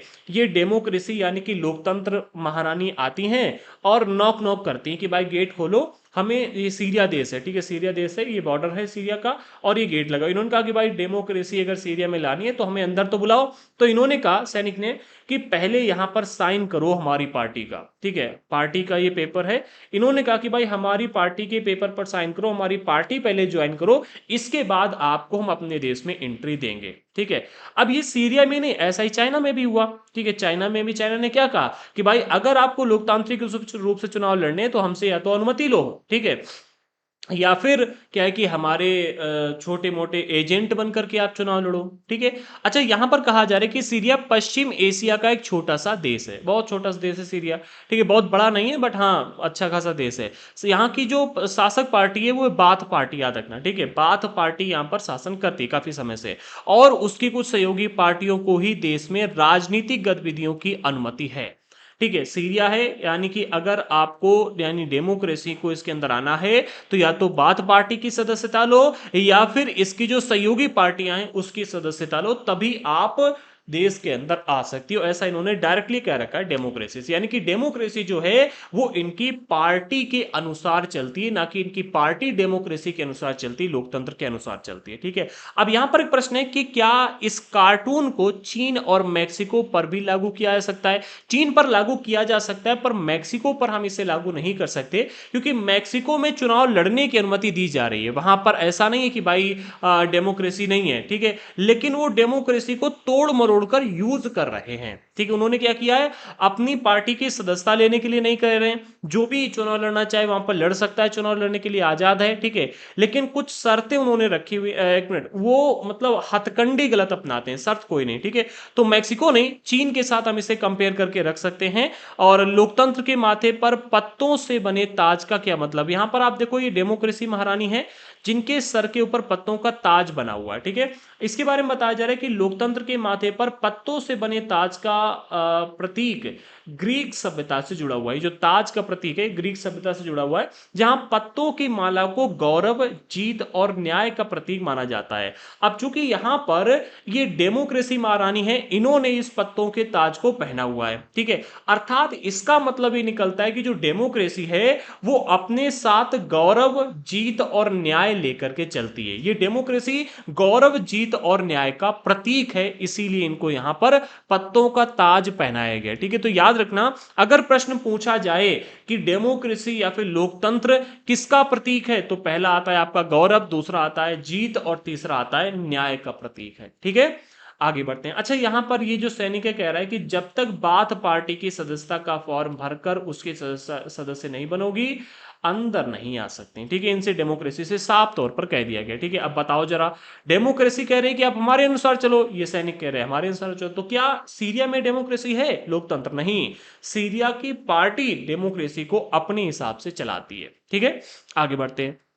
अच्छा, यहां पर आपने समझ लिया, ठीक है, जो दो प्रश्न आपके सामने दिए गए थे उनमें से एक प्रश्न का उत्तर तो आप समझ ही होगी किस तरह के चुनाव को लोकतांत्रिक चुनाव कहते हैं। तो भाई चाहे चाइना की बात हो, चाहे मैक्सिको की बात हो या फिर आपके सीरिया की बात हो, इन तीनों जगहों के चुनाव को आप लोकतांत्रिक चुनाव नहीं कह सकते, क्योंकि इन तीनों ही जगहों पर हमने जो शर्तें रखी हुई हैं लोकतंत्र की वो पूरी नहीं हो रही हैं। अच्छा, किस तरह के चुनाव को लोकतांत्रिक चुनाव कह सकते हैं, आप इसको यहां पर समझो, आगे भी बातें बताई जाएंगी बट इसको यहां पर थोड़ा समझो। कहा जा रहा है ऊपर दिए गए चुनाव को वास्तव में जनता द्वारा अपना शासक चुनने का उदाहरण नहीं माना जा सकता। ये तीनों एग्जाम्पल लोकतंत्र का चुनाव एग्जाम्पल नहीं है। इसमें आप ऐसा नहीं कह सकते कि जनता अपने शासक का चुनाव कर रही है, क्योंकि यहां पर जनता को खुले तौर पर क्या है कि वास्तविक और गंभीर विकल्प दिए ही नहीं जा रहे, क्योंकि इनमें कई सारी समस्याएं। सबसे पहली समस्या तो ये आ रही है कि चीन के चुनाव में लोगों के सामने कोई वास्तविक और गंभीर विकल्प नहीं है। चाहे चीन की बात करें या सीरिया की बात करें, दोनों ही जगहों पर ना ही कोई वास्तविक विकल्प है ना ही कोई गंभीर विकल्प है। देखो, वास्तविक और गंभीर विकल्प का मतलब यहां पर यह है कि भैया जनता के सामने गिने चुने लोग रखे जा रहे कि आपको इनमें से ही चुनना है। अब जनता कह रही कि नहीं भैया, हम भी चुनाव लड़ना चाहते हैं, हम भी देश के लिए कुछ भला करना चाहते हैं, तो वो कह रहे कि पहले हमारी पार्टी की सदस्यता लो, ठीक है। तो भाई वास्तविक तो रही नहीं, रहा ही ना ये तो एक तरीके से बना हुआ है, मैन्युपुलेटेड है, ठीक है। एक तरीके से बना ठना चुनाव जनता के सामने परोसा जा रहा है कि भाई हाँ, तुम्हें वोट डालना है, ठीक है, लो हमारी पार्टी के लोग खड़े हुए, इनको वोट दे दो और फिर चुनाव हमने जीत लिया, ठीक है। तो ये वास्तविक तो है ही नहीं, ये एक तरीके से बना हुआ है, ठीक है, ये एक तरीके से बना हुआ है। और गंभीर विकल्प भी नहीं है, क्योंकि भाई लोग खड़ा होना चाहते हैं लेकिन उनको आप खड़े नहीं होने दे रहे हो, ठीक है।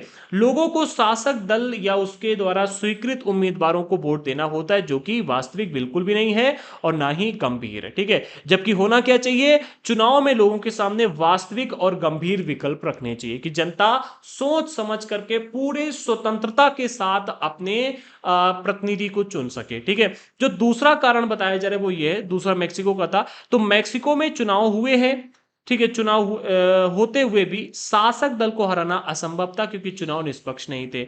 यहां पर चीन में क्या था, चीन में कोई विकल्प अच्छे नहीं थे और यहां पर चुनाव ही निष्पक्ष नहीं थे। तो दोनों ही जगहों के चुनाव को आप लोकतांत्रिक चुनाव नहीं कह सकते, ठीक है। जनता द्वारा अपना शासक चुनने का उदाहरण नहीं मान सकते। इससे स्पष्ट होता है कि लोकतंत्र के लिए केवल चुनाव होना ही काफी नहीं है, जैसा कि यहां पर कहा गया था अभी आपके सामने कि भैया लोकतंत्र शासन का एक रूप है जिसमें जनता शासकों का चुनाव करती है। तो केवल जनता के द्वारा शासकों का चुनाव करना ही लोकतंत्र नहीं है, ठीक है। फिर लोकतंत्र आखिरकार है क्या, इसको भी समझो, ठीक है।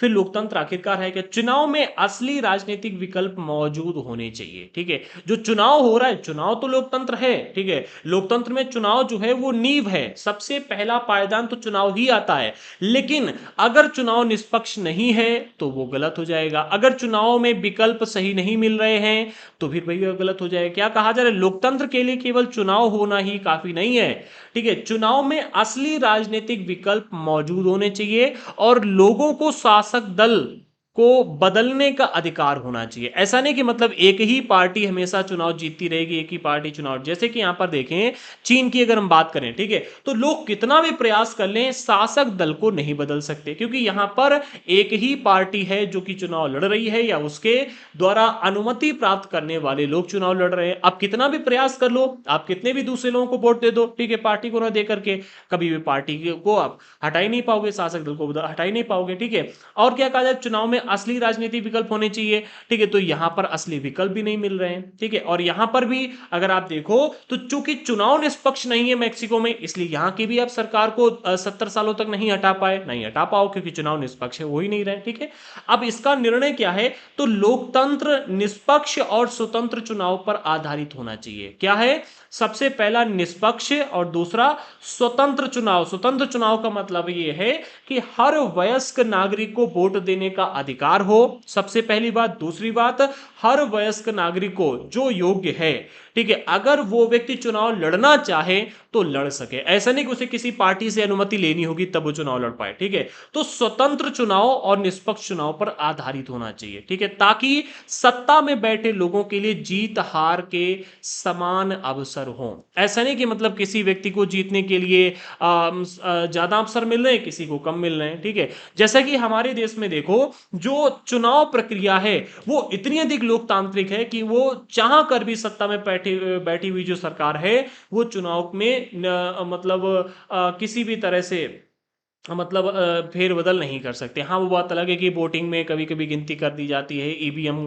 के ऊपर आरोप लगाए जाते हैं, ठीक है, बूथ कैप्चरिंग हो जाती है, वो चीज़ अलग है। लेकिन जैसे कि हमारे यहाँ पर देखो, जैसे ही चुनाव की बात की ही जाती है कि भाई अब चुनाव होंगे, ठीक है, चुनाव अनाउंस कर दिए जाते हैं, इसके बाद में जो मंत्री होते हैं या मुख्यमंत्री होते हैं वो कोई नया फैसला नहीं ले सकते, नई योजनाएं लागू नहीं कर सकते, है, देखा है आपने, ठीक है। और एक लिमिट निर्धारित की है कि इससे ज्यादा पैसा, 25 लाख से ज्यादा पैसा आप एक कैंडिडेट के ऊपर नहीं खर्च कर सकते, ठीक है। इसी तरह से और भी चीजें, यहाँ पर चुनाव लड़ने के लिए आपको किसी एक पार्टी से अनुमति लेने की जरूरत नहीं है, ना ही यहाँ के सरकारी कर्मचारी पार्टी के एजेंट बन करके प्रचार करते हैं, ना ही लोगों को मनाने का काम करते हैं, ठीक है। हर व्यक्ति को स्वतंत्रता मिले हुई। हमारे यहाँ पर चुनाव निष्पक्ष होते हैं, सरकार इसमें किसी भी तरह की पक्षपात नहीं करते। निष्पक्ष का मतलब है सरकार द्वारा कोई भी पक्षपात नहीं किया जाता है। अब वो गुंडेगर्दी तो होती रहती है हर जगह पर, ठीक है। और स्वतंत्र चुनाव यानी कि जो व्यक्ति चाहे चुनाव लड़ सकता है और जो व्यक्ति चाहे वोट दे सकता है, मतलब जिस पार्टी को वोट देना चाहो आप दे सकते हो, ठीक है। विकल्प हमारे यहाँ पर वास्तविक भी हैं, गंभीर भी हैं। आगे बढ़ते हैं। अच्छा, अगली हेडिंग है एक व्यक्ति एक वोट एक मोल, ठीक है। अच्छा, ये जो है हमारा अगले प्रश्न का उत्तर रहेगा यहाँ पर।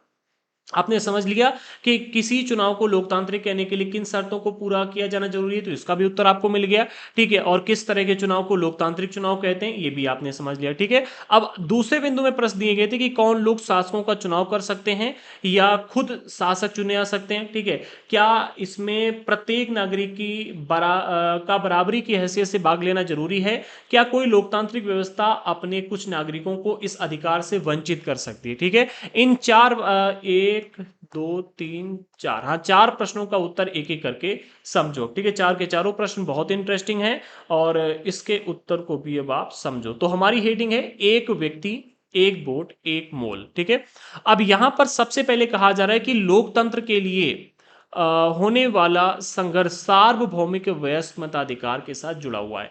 कहने का मतलब यह है कि लोकतंत्र के लिए जितने भी संघर्ष होते हैं, ठीक है, ये संघर्ष सार्वभौमिक वयस्क मताधिकार के साथ जुड़ा है। ठीक है, इससे अलग नहीं है, अर्थात जहां कहीं भी लोकतंत्र होगा वहां पर सार्वभौमिक वयस्क मताधिकार होना अनिवार्य है। अगर सार्वभौमिक वयस्क मताधिकार नहीं है तो लोकतंत्र भी नहीं है। अब यहां पर प्रश्न बनता है कि भैया सार्वभौमिक वयस्क मताधिकार का मतलब क्या है। तो देखो, वयस्क का मतलब होता है जिसकी उम्र 18 वर्ष या इससे अधिक हो। ठीक है, और सार्वभौमिक का मतलब है वो सभी लोग, चाहे स्त्री हो पुरुष हो, पढ़ा लिखा हो अनपढ़ हो, ठीक है, या किसी भी जाति का हो किसी भी धर्म का हो। ठीक है, सार्वभौमिक यानी कि हर व्यक्ति, हर, और वयस्क का मतलब है 18 साल से ऊपर, यानी कि हर वो व्यक्ति जिसकी उम्र 18 साल या इससे ऊपर है उसे मताधिकार होना चाहिए, यानी कि मत यानी कि अपना वोट देने का अधिकार प्राप्त होना चाहिए, तभी लोकतंत्र होगा। ठीक है, तो लोकतंत्र के लिए होने वाला संघर्ष इस सार्वभौमिक वयस्क मताधिकार से जुड़ा हुआ है। ठीक है, अब इस सिद्धांत को लगभग पूरी दुनिया में मान लिया गया है। अभी तक कुछ देश ऐसे थे जिन्होंने नहीं माना था, बट अब आज के टाइम पर लगभग हर देश ने सार्वभौमिक वयस्क मताधिकार को मान लिया है। ठीक है, पर किसी व्यक्ति को मतदान के समान अधिकार से वंचित रखने के उदाहरण भी कम नहीं है। देखो, अभी लगभग पूरी दुनिया के अधिकतर देशों ने सार्वभौमिक वयस्क मताधिकार को मान लिया है, लेकिन अभी भी हमें एक दो ऐसे अपवाद देखने को मिल जाते हैं जहां पर सार्वभौमिक वयस्क मताधिकार को नहीं माना गया। जैसे कि पहला एग्जांपल मिलता है सऊदी अरब का। इन्होंने 2015 तक, कब, 2015 तक औरतों को वोट देने का अधिकार नहीं दिया था। भाई, मुस्लिम सोच के लोग हैं, ठीक है, सऊदी अरब तो आप सोच ही सकते हो। ठीक है, यहाँ पर जो महिलाएं हैं उनको इतने इतने अधिक अधिकार दिए नहीं जाते हैं। ठीक है, एक तरह से मैं बोलना नहीं अब ज्यादा चाहूंगा क्योंकि अधिकतर मुस्लिम देशों में अब थोड़ी बहुत छूट दे दी गई है। पर हाँ, जैसे कि हम अफगानिस्तान की बात करें तो अफगानिस्तान में प्रेजेंट टाइम में जब से तालिबान का शासन आया, उन्होंने इस्लाम का वहां पर कानून लागू कर दिया है, सरिया का कानून, तब से आप देखोगे महिलाएं अगर घर से बाहर निकल रही हैं तो उनकी आंखें तक नहीं दिखनी चाहिए, इतना मतलब पूरा शरीर कपड़े से ढक दिया जाता है, पूरा काला काला कपड़ा, ठीक है, वो बुर्का आप कहते हैं, उसे पहन कर निकलती हैं। इतनी मतलब गलत चीजें वहां पर हो रही, महिलाओं को ना ही पढ़ने का अधिकार रह गया है वहां पर, ना ही संपत्ति में। ठीक है, एक तरह से बच्चे पैदा करने की मशीन बना करके रख दिया गया है कि बस तुम्हारा काम ये कि घर का काम करो और बच्चे पैदा करो। ठीक है, कुछ लोगों को बुरा लगेगा बट है, ये अफगानिस्तान में चल रहा है। ठीक है, लेकिन काफी सारे देशों में ऐसा नहीं है, जैसे कि सऊदी अरब धीरे धीरे आगे बढ़ रहा है, सुधर रहा है। ठीक है, कुछ और देश हैं, अब पाकिस्तान को ही ले लो तो पाकिस्तान में महिलाओं को प्रेजेंट टाइम में तो काफी छूट मिली हुई है, लेकिन आप देखोगे बहुत सारे क्षेत्रों में पाकिस्तान में भी हमें ऐसे एग्जाम्पल मिलते हैं जहां पर जो अदर धर्म के लोग हैं या महिलाओं की ही अगर हम बात करें तो उनको भी उतनी अधिक छूट मिली नहीं हुई है। ठीक है, तो सऊदी अरब में क्या था, 2015 तक औरतों को वोट देने का अधिकार नहीं मिला, तो ये हमारे सामने एक अपवाद था सार्वभौमिक वयस्क मताधिकार के उल्लंघन का। ठीक है, दूसरा, ये कहते तो थे कि भैया हम लोकतंत्रांत्रिक देश हैं, लेकिन इन्होंने सार्वभौमिक वयस्क मताधिकार को पूर्ण रूप से नहीं माना था। ठीक है, दूसरा, एस्टोनिया एक देश है, एस्टोनिया, ठीक है, इसने अपने यहाँ के नागरिकता के नियम कुछ इस तरह बनाए हैं कि रूसी अल्पसंख्यक समाज के लोगों को मतदान का अधिकार हासिल करने में मुश्किल होती है। अब आप कहोगे कि भैया रूसी अल्पसंख्यक लोगों को एस्टोनिया में जाकर के मतदान करने की क्या जरूरत, बताओ, में नागरिकता लेने की क्या जरूरत, रूस खुद इतना बड़ा है, तो इसको थोड़ा अच्छी तरह समझना।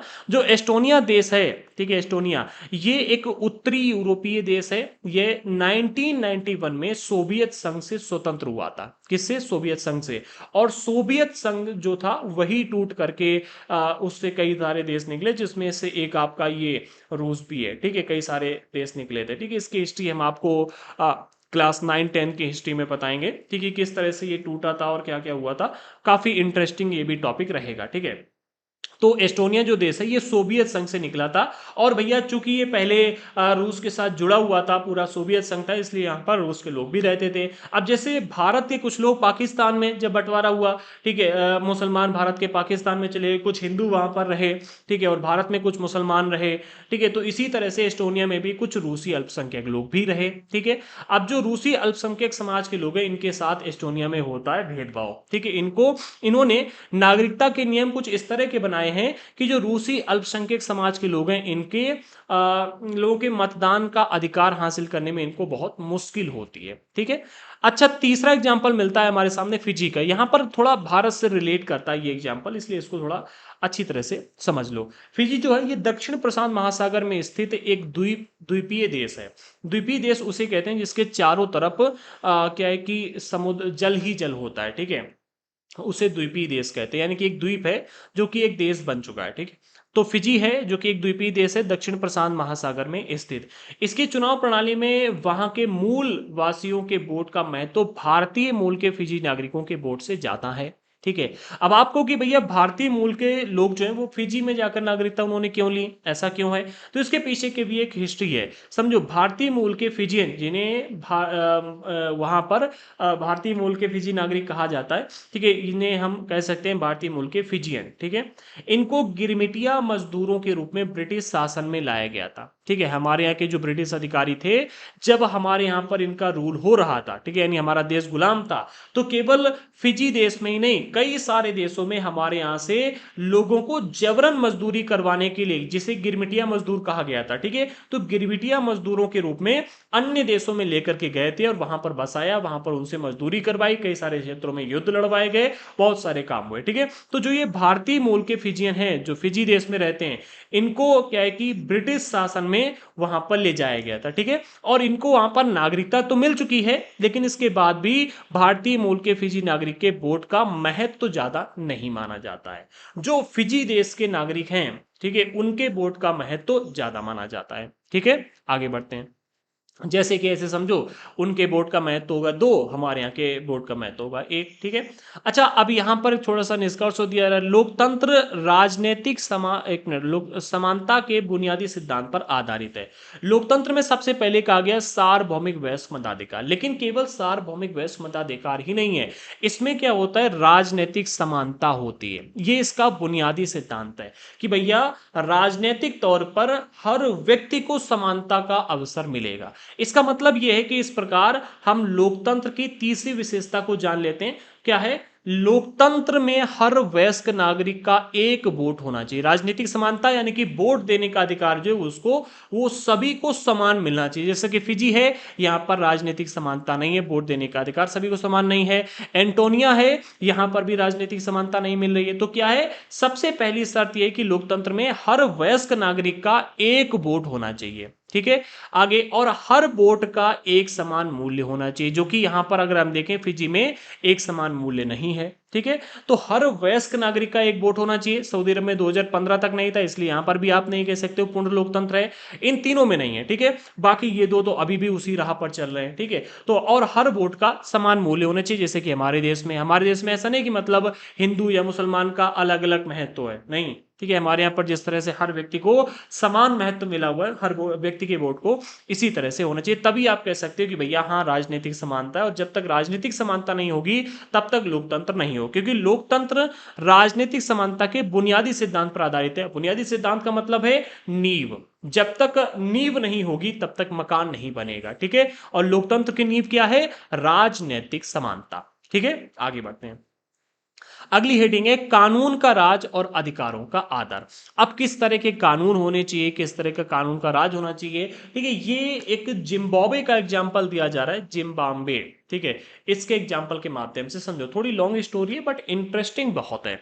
जिम्बाब्वे को सन 1980 में गोरों के शासन से मुक्ति मिली थी। कब मिली थी इनको, सन 1980 में। हमें तो 1947 में ही मिल गई थी, लेकिन जिम्बाब्वे को कब मिली, 1980 में। याद रखना, गोरों के शासन से, हाँ वही अंग्रेजों से, ठीक है। उसके बाद देश पर जानू पीएफ दल का राज है, ठीक है, उसके बाद से यानी कि 1980 के बाद से जानू पीएफ एक दल है, इसका राज है, जिसने देश के स्वतंत्रता संघर्ष की अगुवाई की थी। यानी जैसे हमारे यहाँ पर कांग्रेस ने लड़ाई लड़ी थी, यहाँ पर जानू पीएफ दल ने लड़ाई लड़ी थी। ठीक है, तो इनका तब से राज है। ठीक है, जिन्होंने स्वतंत्रता के लिए लड़ाई लड़ी थी। इनके इसके नेता हैं रॉबर्ट मुगाबे। आज़ादी के बाद से ही शासन कर रहे थे। ठीक है, जब से आज़ादी मिली थी शासन करने में लगे हुए थे। चुनाव नियमित रूप से होते थे और सदा जानू पीएफ दल की जीत होती थी। अभी लगभग 45 साल हो चुके हैं। ठीक है, क्योंकि 80 में जीते तो 20 उधर 25 इधर 45 हो गए। ठीक है, तो जब से आज़ादी मिली थी तब से जानू पीएफ दल का यहाँ पर राज था और इनके एक नेता थे रॉबर्ट मुगाबे, जो आज़ादी के बाद से ही शासन कर रहे थे। चुनाव तो नियमित रूप से हो रहे थे, लेकिन जो जानू पीएफ दल है ये लगातार चुनाव जीतती हुई आ रही थी। अब अगर कोई व्यक्ति लगातार चुनाव जीत रहा है तो भैया शक तो पैदा होता है कि आखिरकार ऐसा क्यों।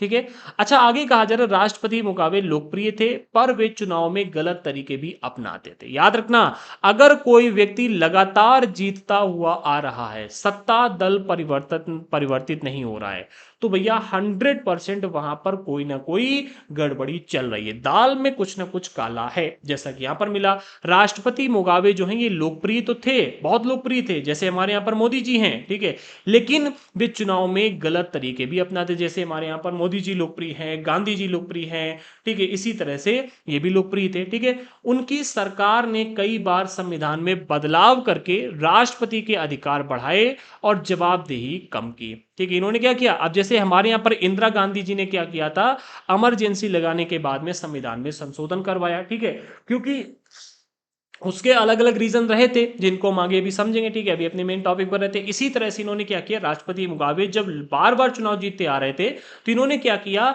कई बार संविधान में बदलाव करवाया। ठीक है, और बदलाव करवाने के बाद में राष्ट्रपति के अधिकार बढ़वाए। ठीक है, क्यों बढ़वाए, क्योंकि लगातार यही राष्ट्रपति बनते चले आ रहे थे। इनको लगा कि भाई अब तो हम ही राष्ट्रपति रहेंगे तो जैसे चाहे वैसे अधिकार कर लें। ठीक है, हमें हराने वाला कौन है, तो घमंड में आकर इन्होंने अधिकार बढ़ा लिए और जवाबदेही को कम कर दिया। ठीक है, अगर राष्ट्रपति कोई निर्णय ले ले तो उस पहले सबसे पहली बात तो उसे जवाब देना होता है। ठीक है, इन्होंने जवाबदेही कम कर दी। ठीक है, कि भाई हमें जवाब नहीं देना पड़ेगा। ठीक है, विपक्षी दलों के कार्यकर्ताओं को परेशान किया।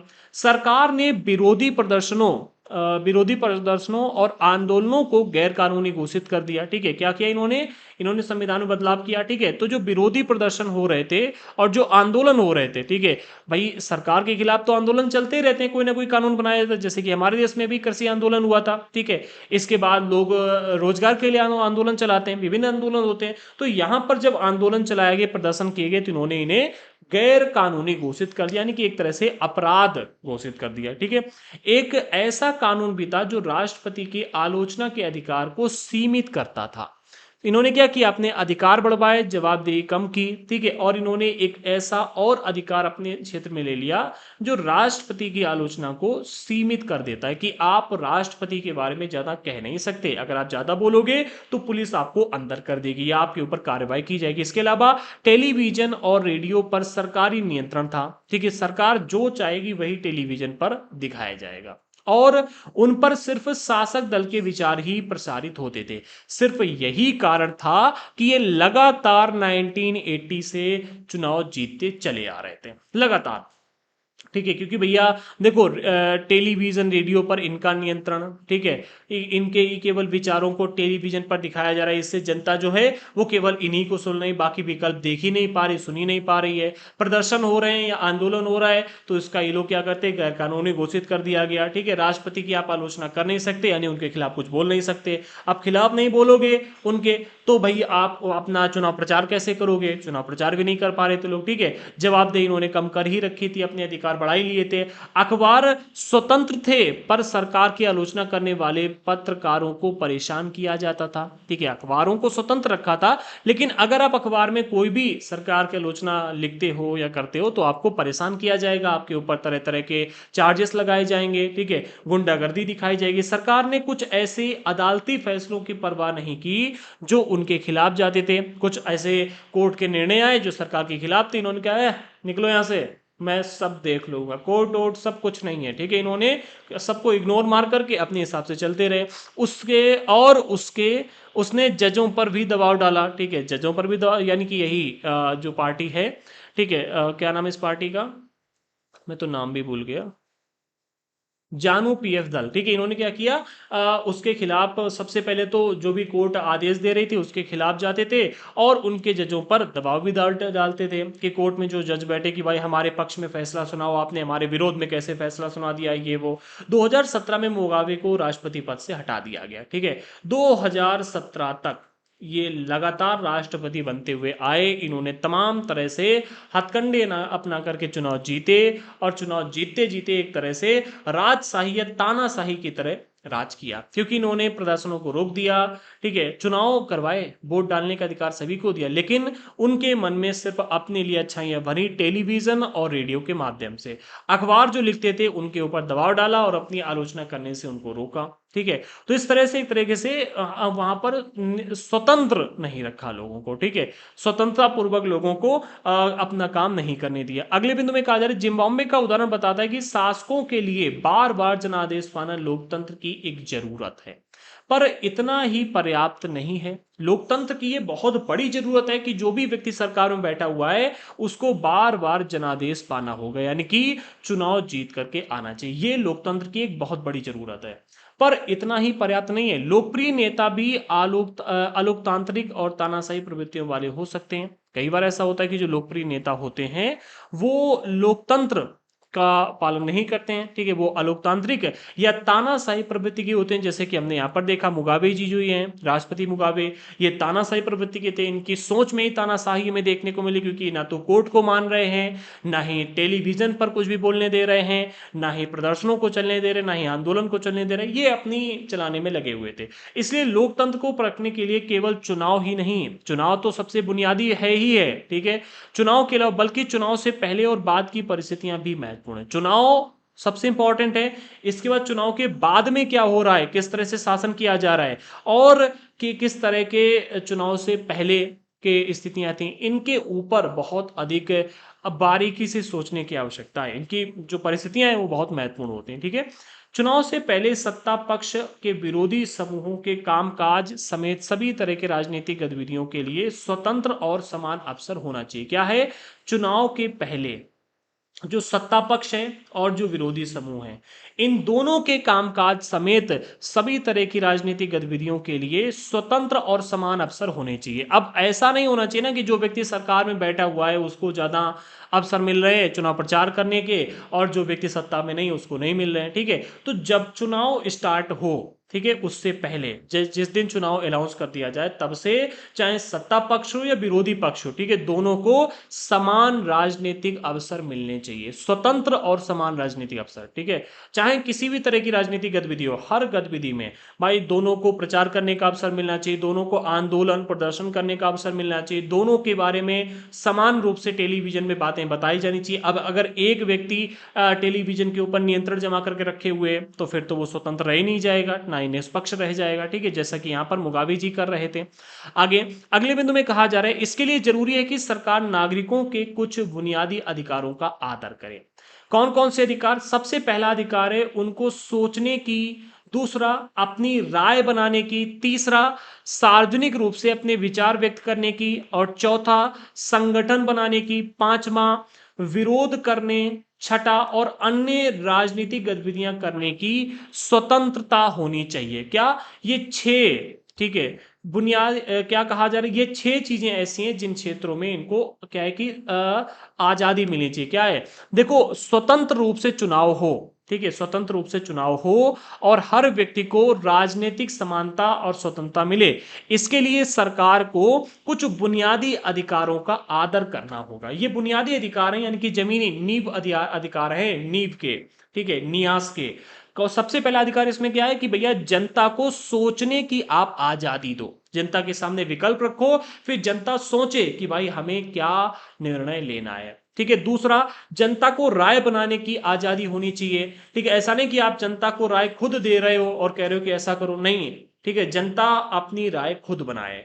तीसरा क्या है, जनता अपने विचार व्यक्त कर सके। जैसा इन्होंने क्या किया, प्रदर्शन और आंदोलन गैर कानूनी कर दिए, ठीक है, और इन्होंने जवाबदेही कम कर दी। तो ऐसा नहीं होना चाहिए, जनता अपने विचार व्यक्त करे। इन्होंने क्या किया, अखबार स्वतंत्र थे, लेकिन जो भी आलोचना करे, यानी कि जनता अगर कोई बात कह रही है तो उस पत्रकार को परेशान किया जाएगा, ठीक है। टेलीविजन और रेडियो पर इन्होंने नियंत्रण लागू कर दिया, वहां पर आप बोल नहीं सकते। तो विचार व्यक्त करने की छूट होनी चाहिए, संगठन बनाने की छूट होनी चाहिए। जैसा कि चाइना ने क्या किया कि आप अपना संगठन तो बना लो, लेकिन हमारी अनुमति के बिना चुनाव नहीं लड़ पाओगे, ठीक है। तो संगठन बनाने यानी कि अपनी पार्टी बनाने की हर व्यक्ति को छूट होनी चाहिए, ठीक है। विरोध करने की छूट होनी चाहिए, जैसा कि इन्होंने क्या किया, आंदोलन और प्रदर्शन गैर कानूनी, ऐसा नहीं होना चाहिए, ठीक है। तो विरोध करने की आजादी होनी चाहिए, और अन्य राजनीतिक गतिविधियां करने की स्वतंत्रता होनी चाहिए। जैसे कि अगर कोई व्यक्ति कहीं पर जाकर के लोगों का भला करना चाहता है तो कर सकता है, ठीक है।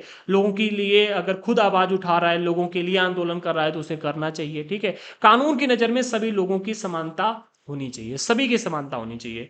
इन अधिकारों की रक्षा स्वतंत्र न्यायपालिका को करनी चाहिए, जिसके आदेशों का पालन सब लोग करते हैं। अब जैसे कि मुगाबे की बात करें तो इन्होंने क्या किया, जजों के ऊपर दबाव डाला कि हमारे पक्ष में फैसला सुनाओ, और अगर आपने कोई फैसला सुनाई दिया, ठीक है, कुछ ऐसे अदालती फैसलों की परवाह ही इन्होंने नहीं की जो इनके विरोध में थे, ठीक है। तो भैया अदालतों के फैसलों की परवाह करनी होगी, और जो भी अदालत का फैसला देगी उसका पालन करना होगा। इन अधिकारों के बारे में हम अधिक विस्तार से अध्याय 5 में पढ़ेंगे कि भैया जनता को कौन कौन से अधिकार मिलने चाहिए, क्या क्या चीजें हैं। अध्याय 5 में इसके बारे में और डिटेल में बातें बताई गई हैं, ठीक है।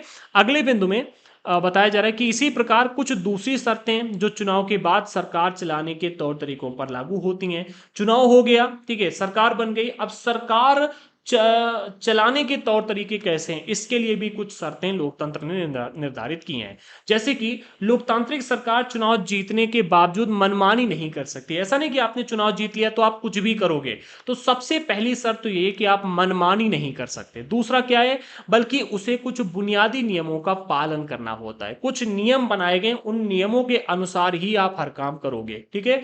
अल्पसंख्यकों के अधिकारों का समान और हर प्रमुख फैसला सम्मान, ठीक है, और हर प्रमुख फैसले में सम्मान और हर प्रमुख प्रमुख फैसला लंबे विचार विमर्श के बाद लेना होगा। दो बातें हैं। सबसे पहली बात तो ये कि जो अल्पसंख्यक समुदाय के लोग हैं इनका आपको सम्मान करना होगा। ऐसा नहीं कि भाई ये तो अल्पसंख्यक है, इनसे हमें कौन सा वोट मिलकर जीतने वाले हैं, ठीक है भाई, वोट हमें मिलेंगे जिनकी संख्या ज्यादा है उनसे, तो हम केवल उन्हीं को देखेंगे, अल्पसंख्यकों का सम्मान नहीं करें, तो ये नहीं है, ठीक है। जो अल्पसंख्यक लोग हैं उनका भी आपको सम्मान करना होगा, और हर प्रमुख फैसला, कोई भी आपको अगर बड़ा फैसला लेना है तो उसमें लंबे विचार विमर्श के बाद ही ले सकते हो। जैसे कि हमारे यहां पर अभी आप देखोगे वक्फ बोर्ड का जो बिल पेश किया गया, इसमें कितनी लंबी चर्चा हुई।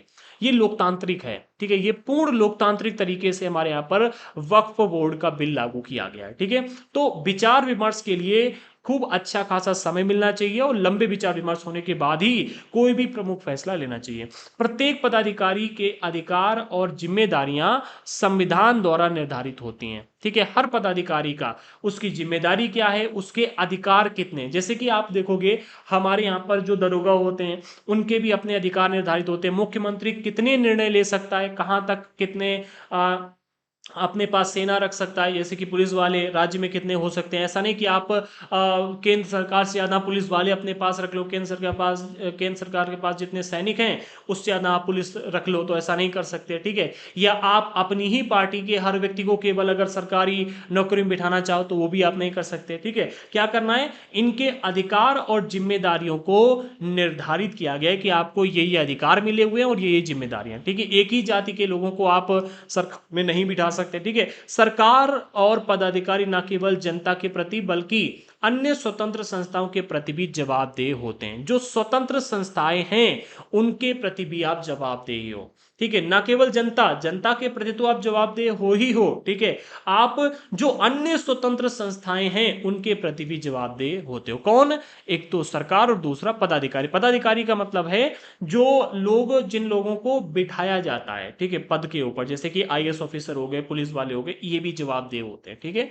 इसके बारे में हम ज्यादा विस्तार से अध्याय 4 में पढ़ेंगे कि किस तरह के नियम वगैरह रहते हैं, ठीक है। आगे बढ़ते हैं। अच्छा, इससे आपने क्या समझा, ये क्या बात आपको बताता है इसको? इस प्रकार हम लोकतंत्र की चौथी और अंतिम विशेषता को रेखांकित कर सकते हैं, और वो विशेषताएं: एक लोकतांत्रिक सरकार संवैधानिक कानूनों और नागरिक अधिकारों द्वारा खींची लक्ष्मण रेखाओं के भीतर ही काम करती है। हमारा प्रश्न क्या था? समझो, एक बार फिर से प्रश्न को देख लो। प्रश्न हमारा था कि सरकार के किस रूप को लोकतांत्रिक कहेंगे, तो वो आपने देख लिया। ठीक है, क्या चुने हुए शासक लोकतंत्र में अपनी मर्जी से सब कुछ कर सकते हैं? नहीं कर सकते। ठीक है, अभी आपको बताया गया। या लोकतांत्रिक सरकार के लिए कुछ लक्ष्मण रेखाओं में बनकर रहना जरूरी है, काम करना जरूरी है? हाँ जी, बिल्कुल जरूरी है। इसके बारे में भी अभी आपको बताया। क्या लोकतांत्रिक शासन व्यवस्था को नागरिकों के कुछ अधिकारों का सम्मान करना होता है? बिल्कुल करना होता है। ठीक है, इसके बारे में भी हमने भी आपको बताया। आई होप इन सभी प्रश्नों का उत्तर आपको पता चल गया होगा। ठीक है, आगे बढ़ते हैं। ठीक है, तो यहां पर दो तीन चीजें हैं। सबसे पहली चीज तो यह कि एक लोकतांत्रिक सरकार संवैधानिक कानूनों और नागरिक अधिकारों द्वारा खींची गई लक्ष्मण रेखाओं के भीतर ही काम करती है। ठीक है, ये हाईलाइटेड पॉइंट हैं जिनको आपको याद रखना होगा। ठीक है, अब इस परिभाषाओं का सारांश क्या है, इसे एक मिनट देख लेते हैं। हाँ, इसे भी कवर कर देते हैं, फिर हमारा अगला पार्ट आएगा जिसमें हम उसे कवर करेंगे। हाँ, तो अब अगली हेडिंग है परिभाषाओं का सारांश। इसमें कहा जा रहा है, हमने लोकतंत्र की इस सरल परिभाषा से बात शुरू की थी कि लोकतंत्र सरकार का एक ऐसा रूप है जिसमें शासकों का चुनाव लोग करते हैं। हमने एक छोटी सी परिभाषा के साथ शुरुआत की थी ना, कि भैया लोकतंत्र जो है ये सरकार का एक ऐसा रूप है जिसमें शासक जो है इनका चुनाव जनता के द्वारा किया जाता है। ठीक है, हमने पाया कि जब तक हम इसके कुछ प्रमुख शब्दों के बारे में स्पष्ट ना हो जाएं, ठीक है, ये परिभाषा पर्याप्त नहीं है। हमने जब इसका एनालिसिस किया, हर प्रश्न पर विचार किया, तो हम समझ गए कि भैया हम ऐसे ही किसी भी बात पर एग्री नहीं करेंगे। परिभाषा दी गई हमारे सामने, लेकिन जब तक वो परिभाषा स्पष्ट और पूर्ण नहीं होगी, ठीक है, हम उसकी विशेषताओं को नहीं समझेंगे, उसके जो मतलब गहराई से उस पर चर्चा नहीं करेंगे, तब तक हम उसे एक्सेप्ट नहीं कर सकते। ऐसे ही आपके सामने एक मैं आपको बहुत ही अच्छी बात बताता हूं, जब भी आपके सामने कोई बात रखी जाए, जब भी आपके सामने कोई निर्णय रखा जाए, तो आप तुरंत फैसला मत लो, उसके ऊपर थोड़ा विचार करो, सोचो समझो, क्योंकि भाई हर फैसला आपके लिए कुछ ना कुछ लेकर के आता है और लेकर के आपसे कुछ जाता भी है। ठीक है, तो उसके ऊपर विचार करो। ठीक है, इसके बाद में अपना निर्णय लो। जैसे कि यहां पर लोकतंत्र की परिभाषा रखी गई, आप अगर तुरंत मान लेते तो क्या इन चीजों को जान पाते? नहीं जान पाते। ठीक है, तो हमने पाया कि जब तक हम इसके कुछ प्रमुख शब्दों के बारे में और स्पष्ट ना हो जाएं, ठीक है, यह परिभाषा अपर्याप्त है, मतलब पर्याप्त नहीं है। ठीक है, अनेक उदाहरणों के जरिए हमने शासन के एक तरीके के रूप में लोकतंत्र की चार विशेषताओं को रेखांकित किया। ठीक है, ये चार की चारों विशेषताएं आपके लिए बहुत इंपॉर्टेंट है, इनको नोट कर लेना। ठीक है, स्पेशली जो हमने हाईलाइट करके लास्ट में निष्कर्ष रखा हुआ है उसको। ठीक है, इसके अनुसार लोकतंत्र शासन का एक ऐसा रूप है जिसमें सबसे पहला लोगों द्वारा चुने गए शासक ही सारे प्रमुख फैसले करते हैं।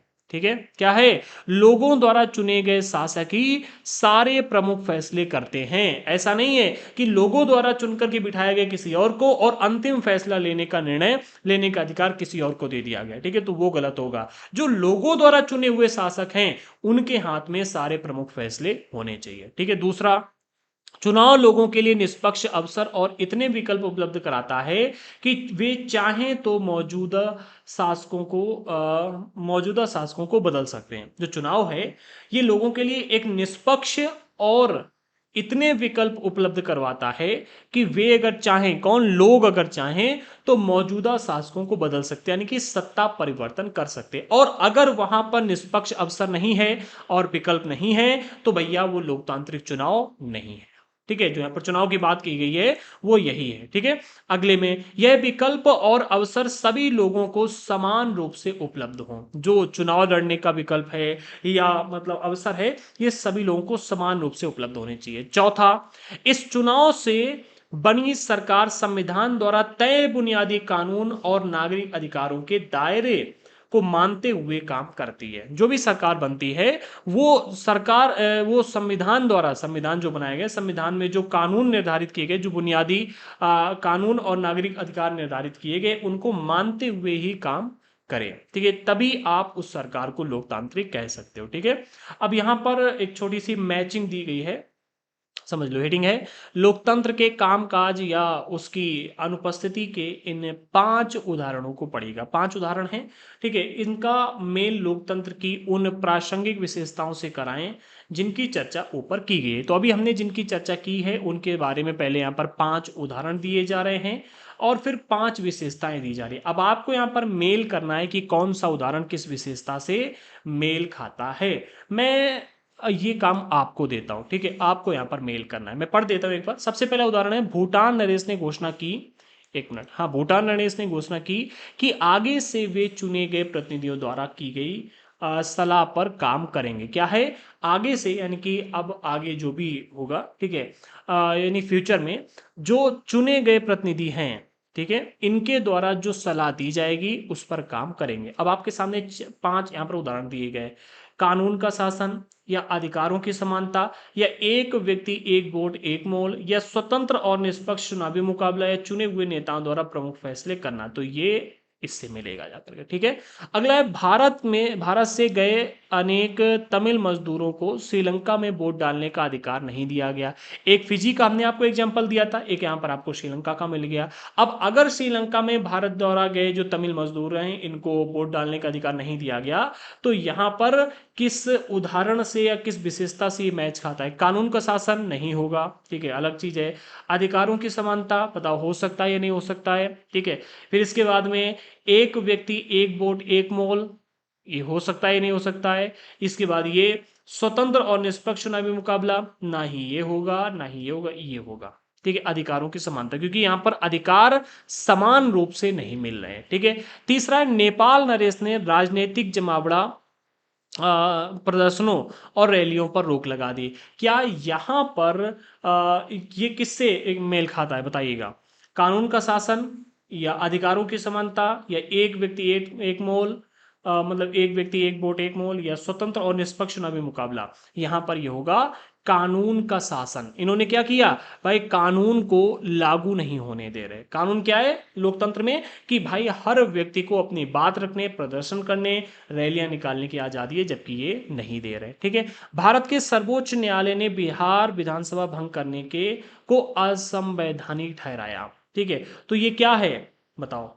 यहां पर इन्होंने क्या किया, बिहार विधानसभा भंग करने को असंवैधानिक ठहराया है। इसको आप मैच करो, ठीक है। ये एक व्यक्ति एक वोट एक मोल को का उदाहरण है, या अधिकारों की समानता का उदाहरण है, या कानून का शासन का उदाहरण है, या चुने हुए नेताओं द्वारा प्रमुख फैसले करने का उदाहरण है, या स्वतंत्र और निष्पक्ष चुनावी मुकाबला का उदाहरण है। आप बताओ, ठीक है। अगला है बांग्लादेश की राजनीतिक पार्टियां इस बात पर सहमत हुई कि चुनाव के समय किसी पार्टी की सरकार ना हो, ठीक है। ये तो मतलब इससे मेल खाता है सीधा सीधा, ठीक है। ये इससे मेल खाता है, ये इससे मेल खाता है। अब ये अधिकारों की समानता ये है, हाँ नहीं, ये कानून के शासन इससे मेल खाता है। और ये वाला भारत वाला जो है, हाँ ये इससे मेल खाता है। ये वाला फिर आपका इससे एक व्यक्ति एक मोल, हाँ इससे मेल खाएगा। और किससे खाएगा, असंवैधानिक, ये इसी से मेल खाएगा। बाकी अगर आपके मन में कोई है तो आप बताइएगा कमेंट बॉक्स में, ठीक है। तो यहाँ तक हमारा पार्ट 1 हो गया, पार्ट 2 हो गया है। और अब अगले पार्ट में लोकतंत्र ही क्यों, लोकतंत्र की विशेषताएं आपने समझ ली। अब लोकतंत्र ही सबसे अच्छा शासन करने का एक विकल्प क्यों है, ठीक है, इसको आप समझेंगे, जो कि हम अगले पार्ट में कवर करेंगे। ये भी काफी बड़ा टॉपिक है। और फिर उसके अगले पार्ट में लोकतंत्र की बृहत्तर अर्थ क्या होता है या बृहत्तर परिभाषा क्या है, इसको आप यहाँ पर अच्छी तरह समझना, जो कि ये भी एक काफी बड़ा टॉपिक है। और फिर हमारा चैप्टर कंप्लीट हो जाएगा। आई होप हमारा आज का ये पार्ट भी आपको अच्छी तरह से समझ में आया। अगर नहीं आया है तो कमेंट बॉक्स में बताइएगा, ठीक है। और जिन लोगों ने अभी तक चैनल को सब्सक्राइब नहीं किया कर लीजिएगा। बाकी हमारा ऐप डाउनलोड कर लीजिएगा सभी लोग, ठीक है। दृढ़ संकल्प ऐप है हमारा, प्ले स्टोर पर अवेलेबल है। हमने ऐप की लिंक भी डिस्क्रिप्शन बॉक्स में प्रोवाइड कर दी है। ऐप पर आपको काफ़ी सारे नोट्स के पीडीएफ फ्री में भी मिलते हैं। स्पेशली इस चैप्टर का जो पीडीएफ है वो टेलीग्राम पर और हमारे ऐप पर, दोनों ही जगहों पर बिल्कुल फ्री में मिलेगा, ठीक है। तो आप ऐप को डाउनलोड कर लो और इस चैप्टर का पीडीएफ फ्री में डाउनलोड कर सकते हो, ठीक है। तो मिलते हैं अगले वीडियो के साथ में, तब तक के लिए जय हिंद साथियों।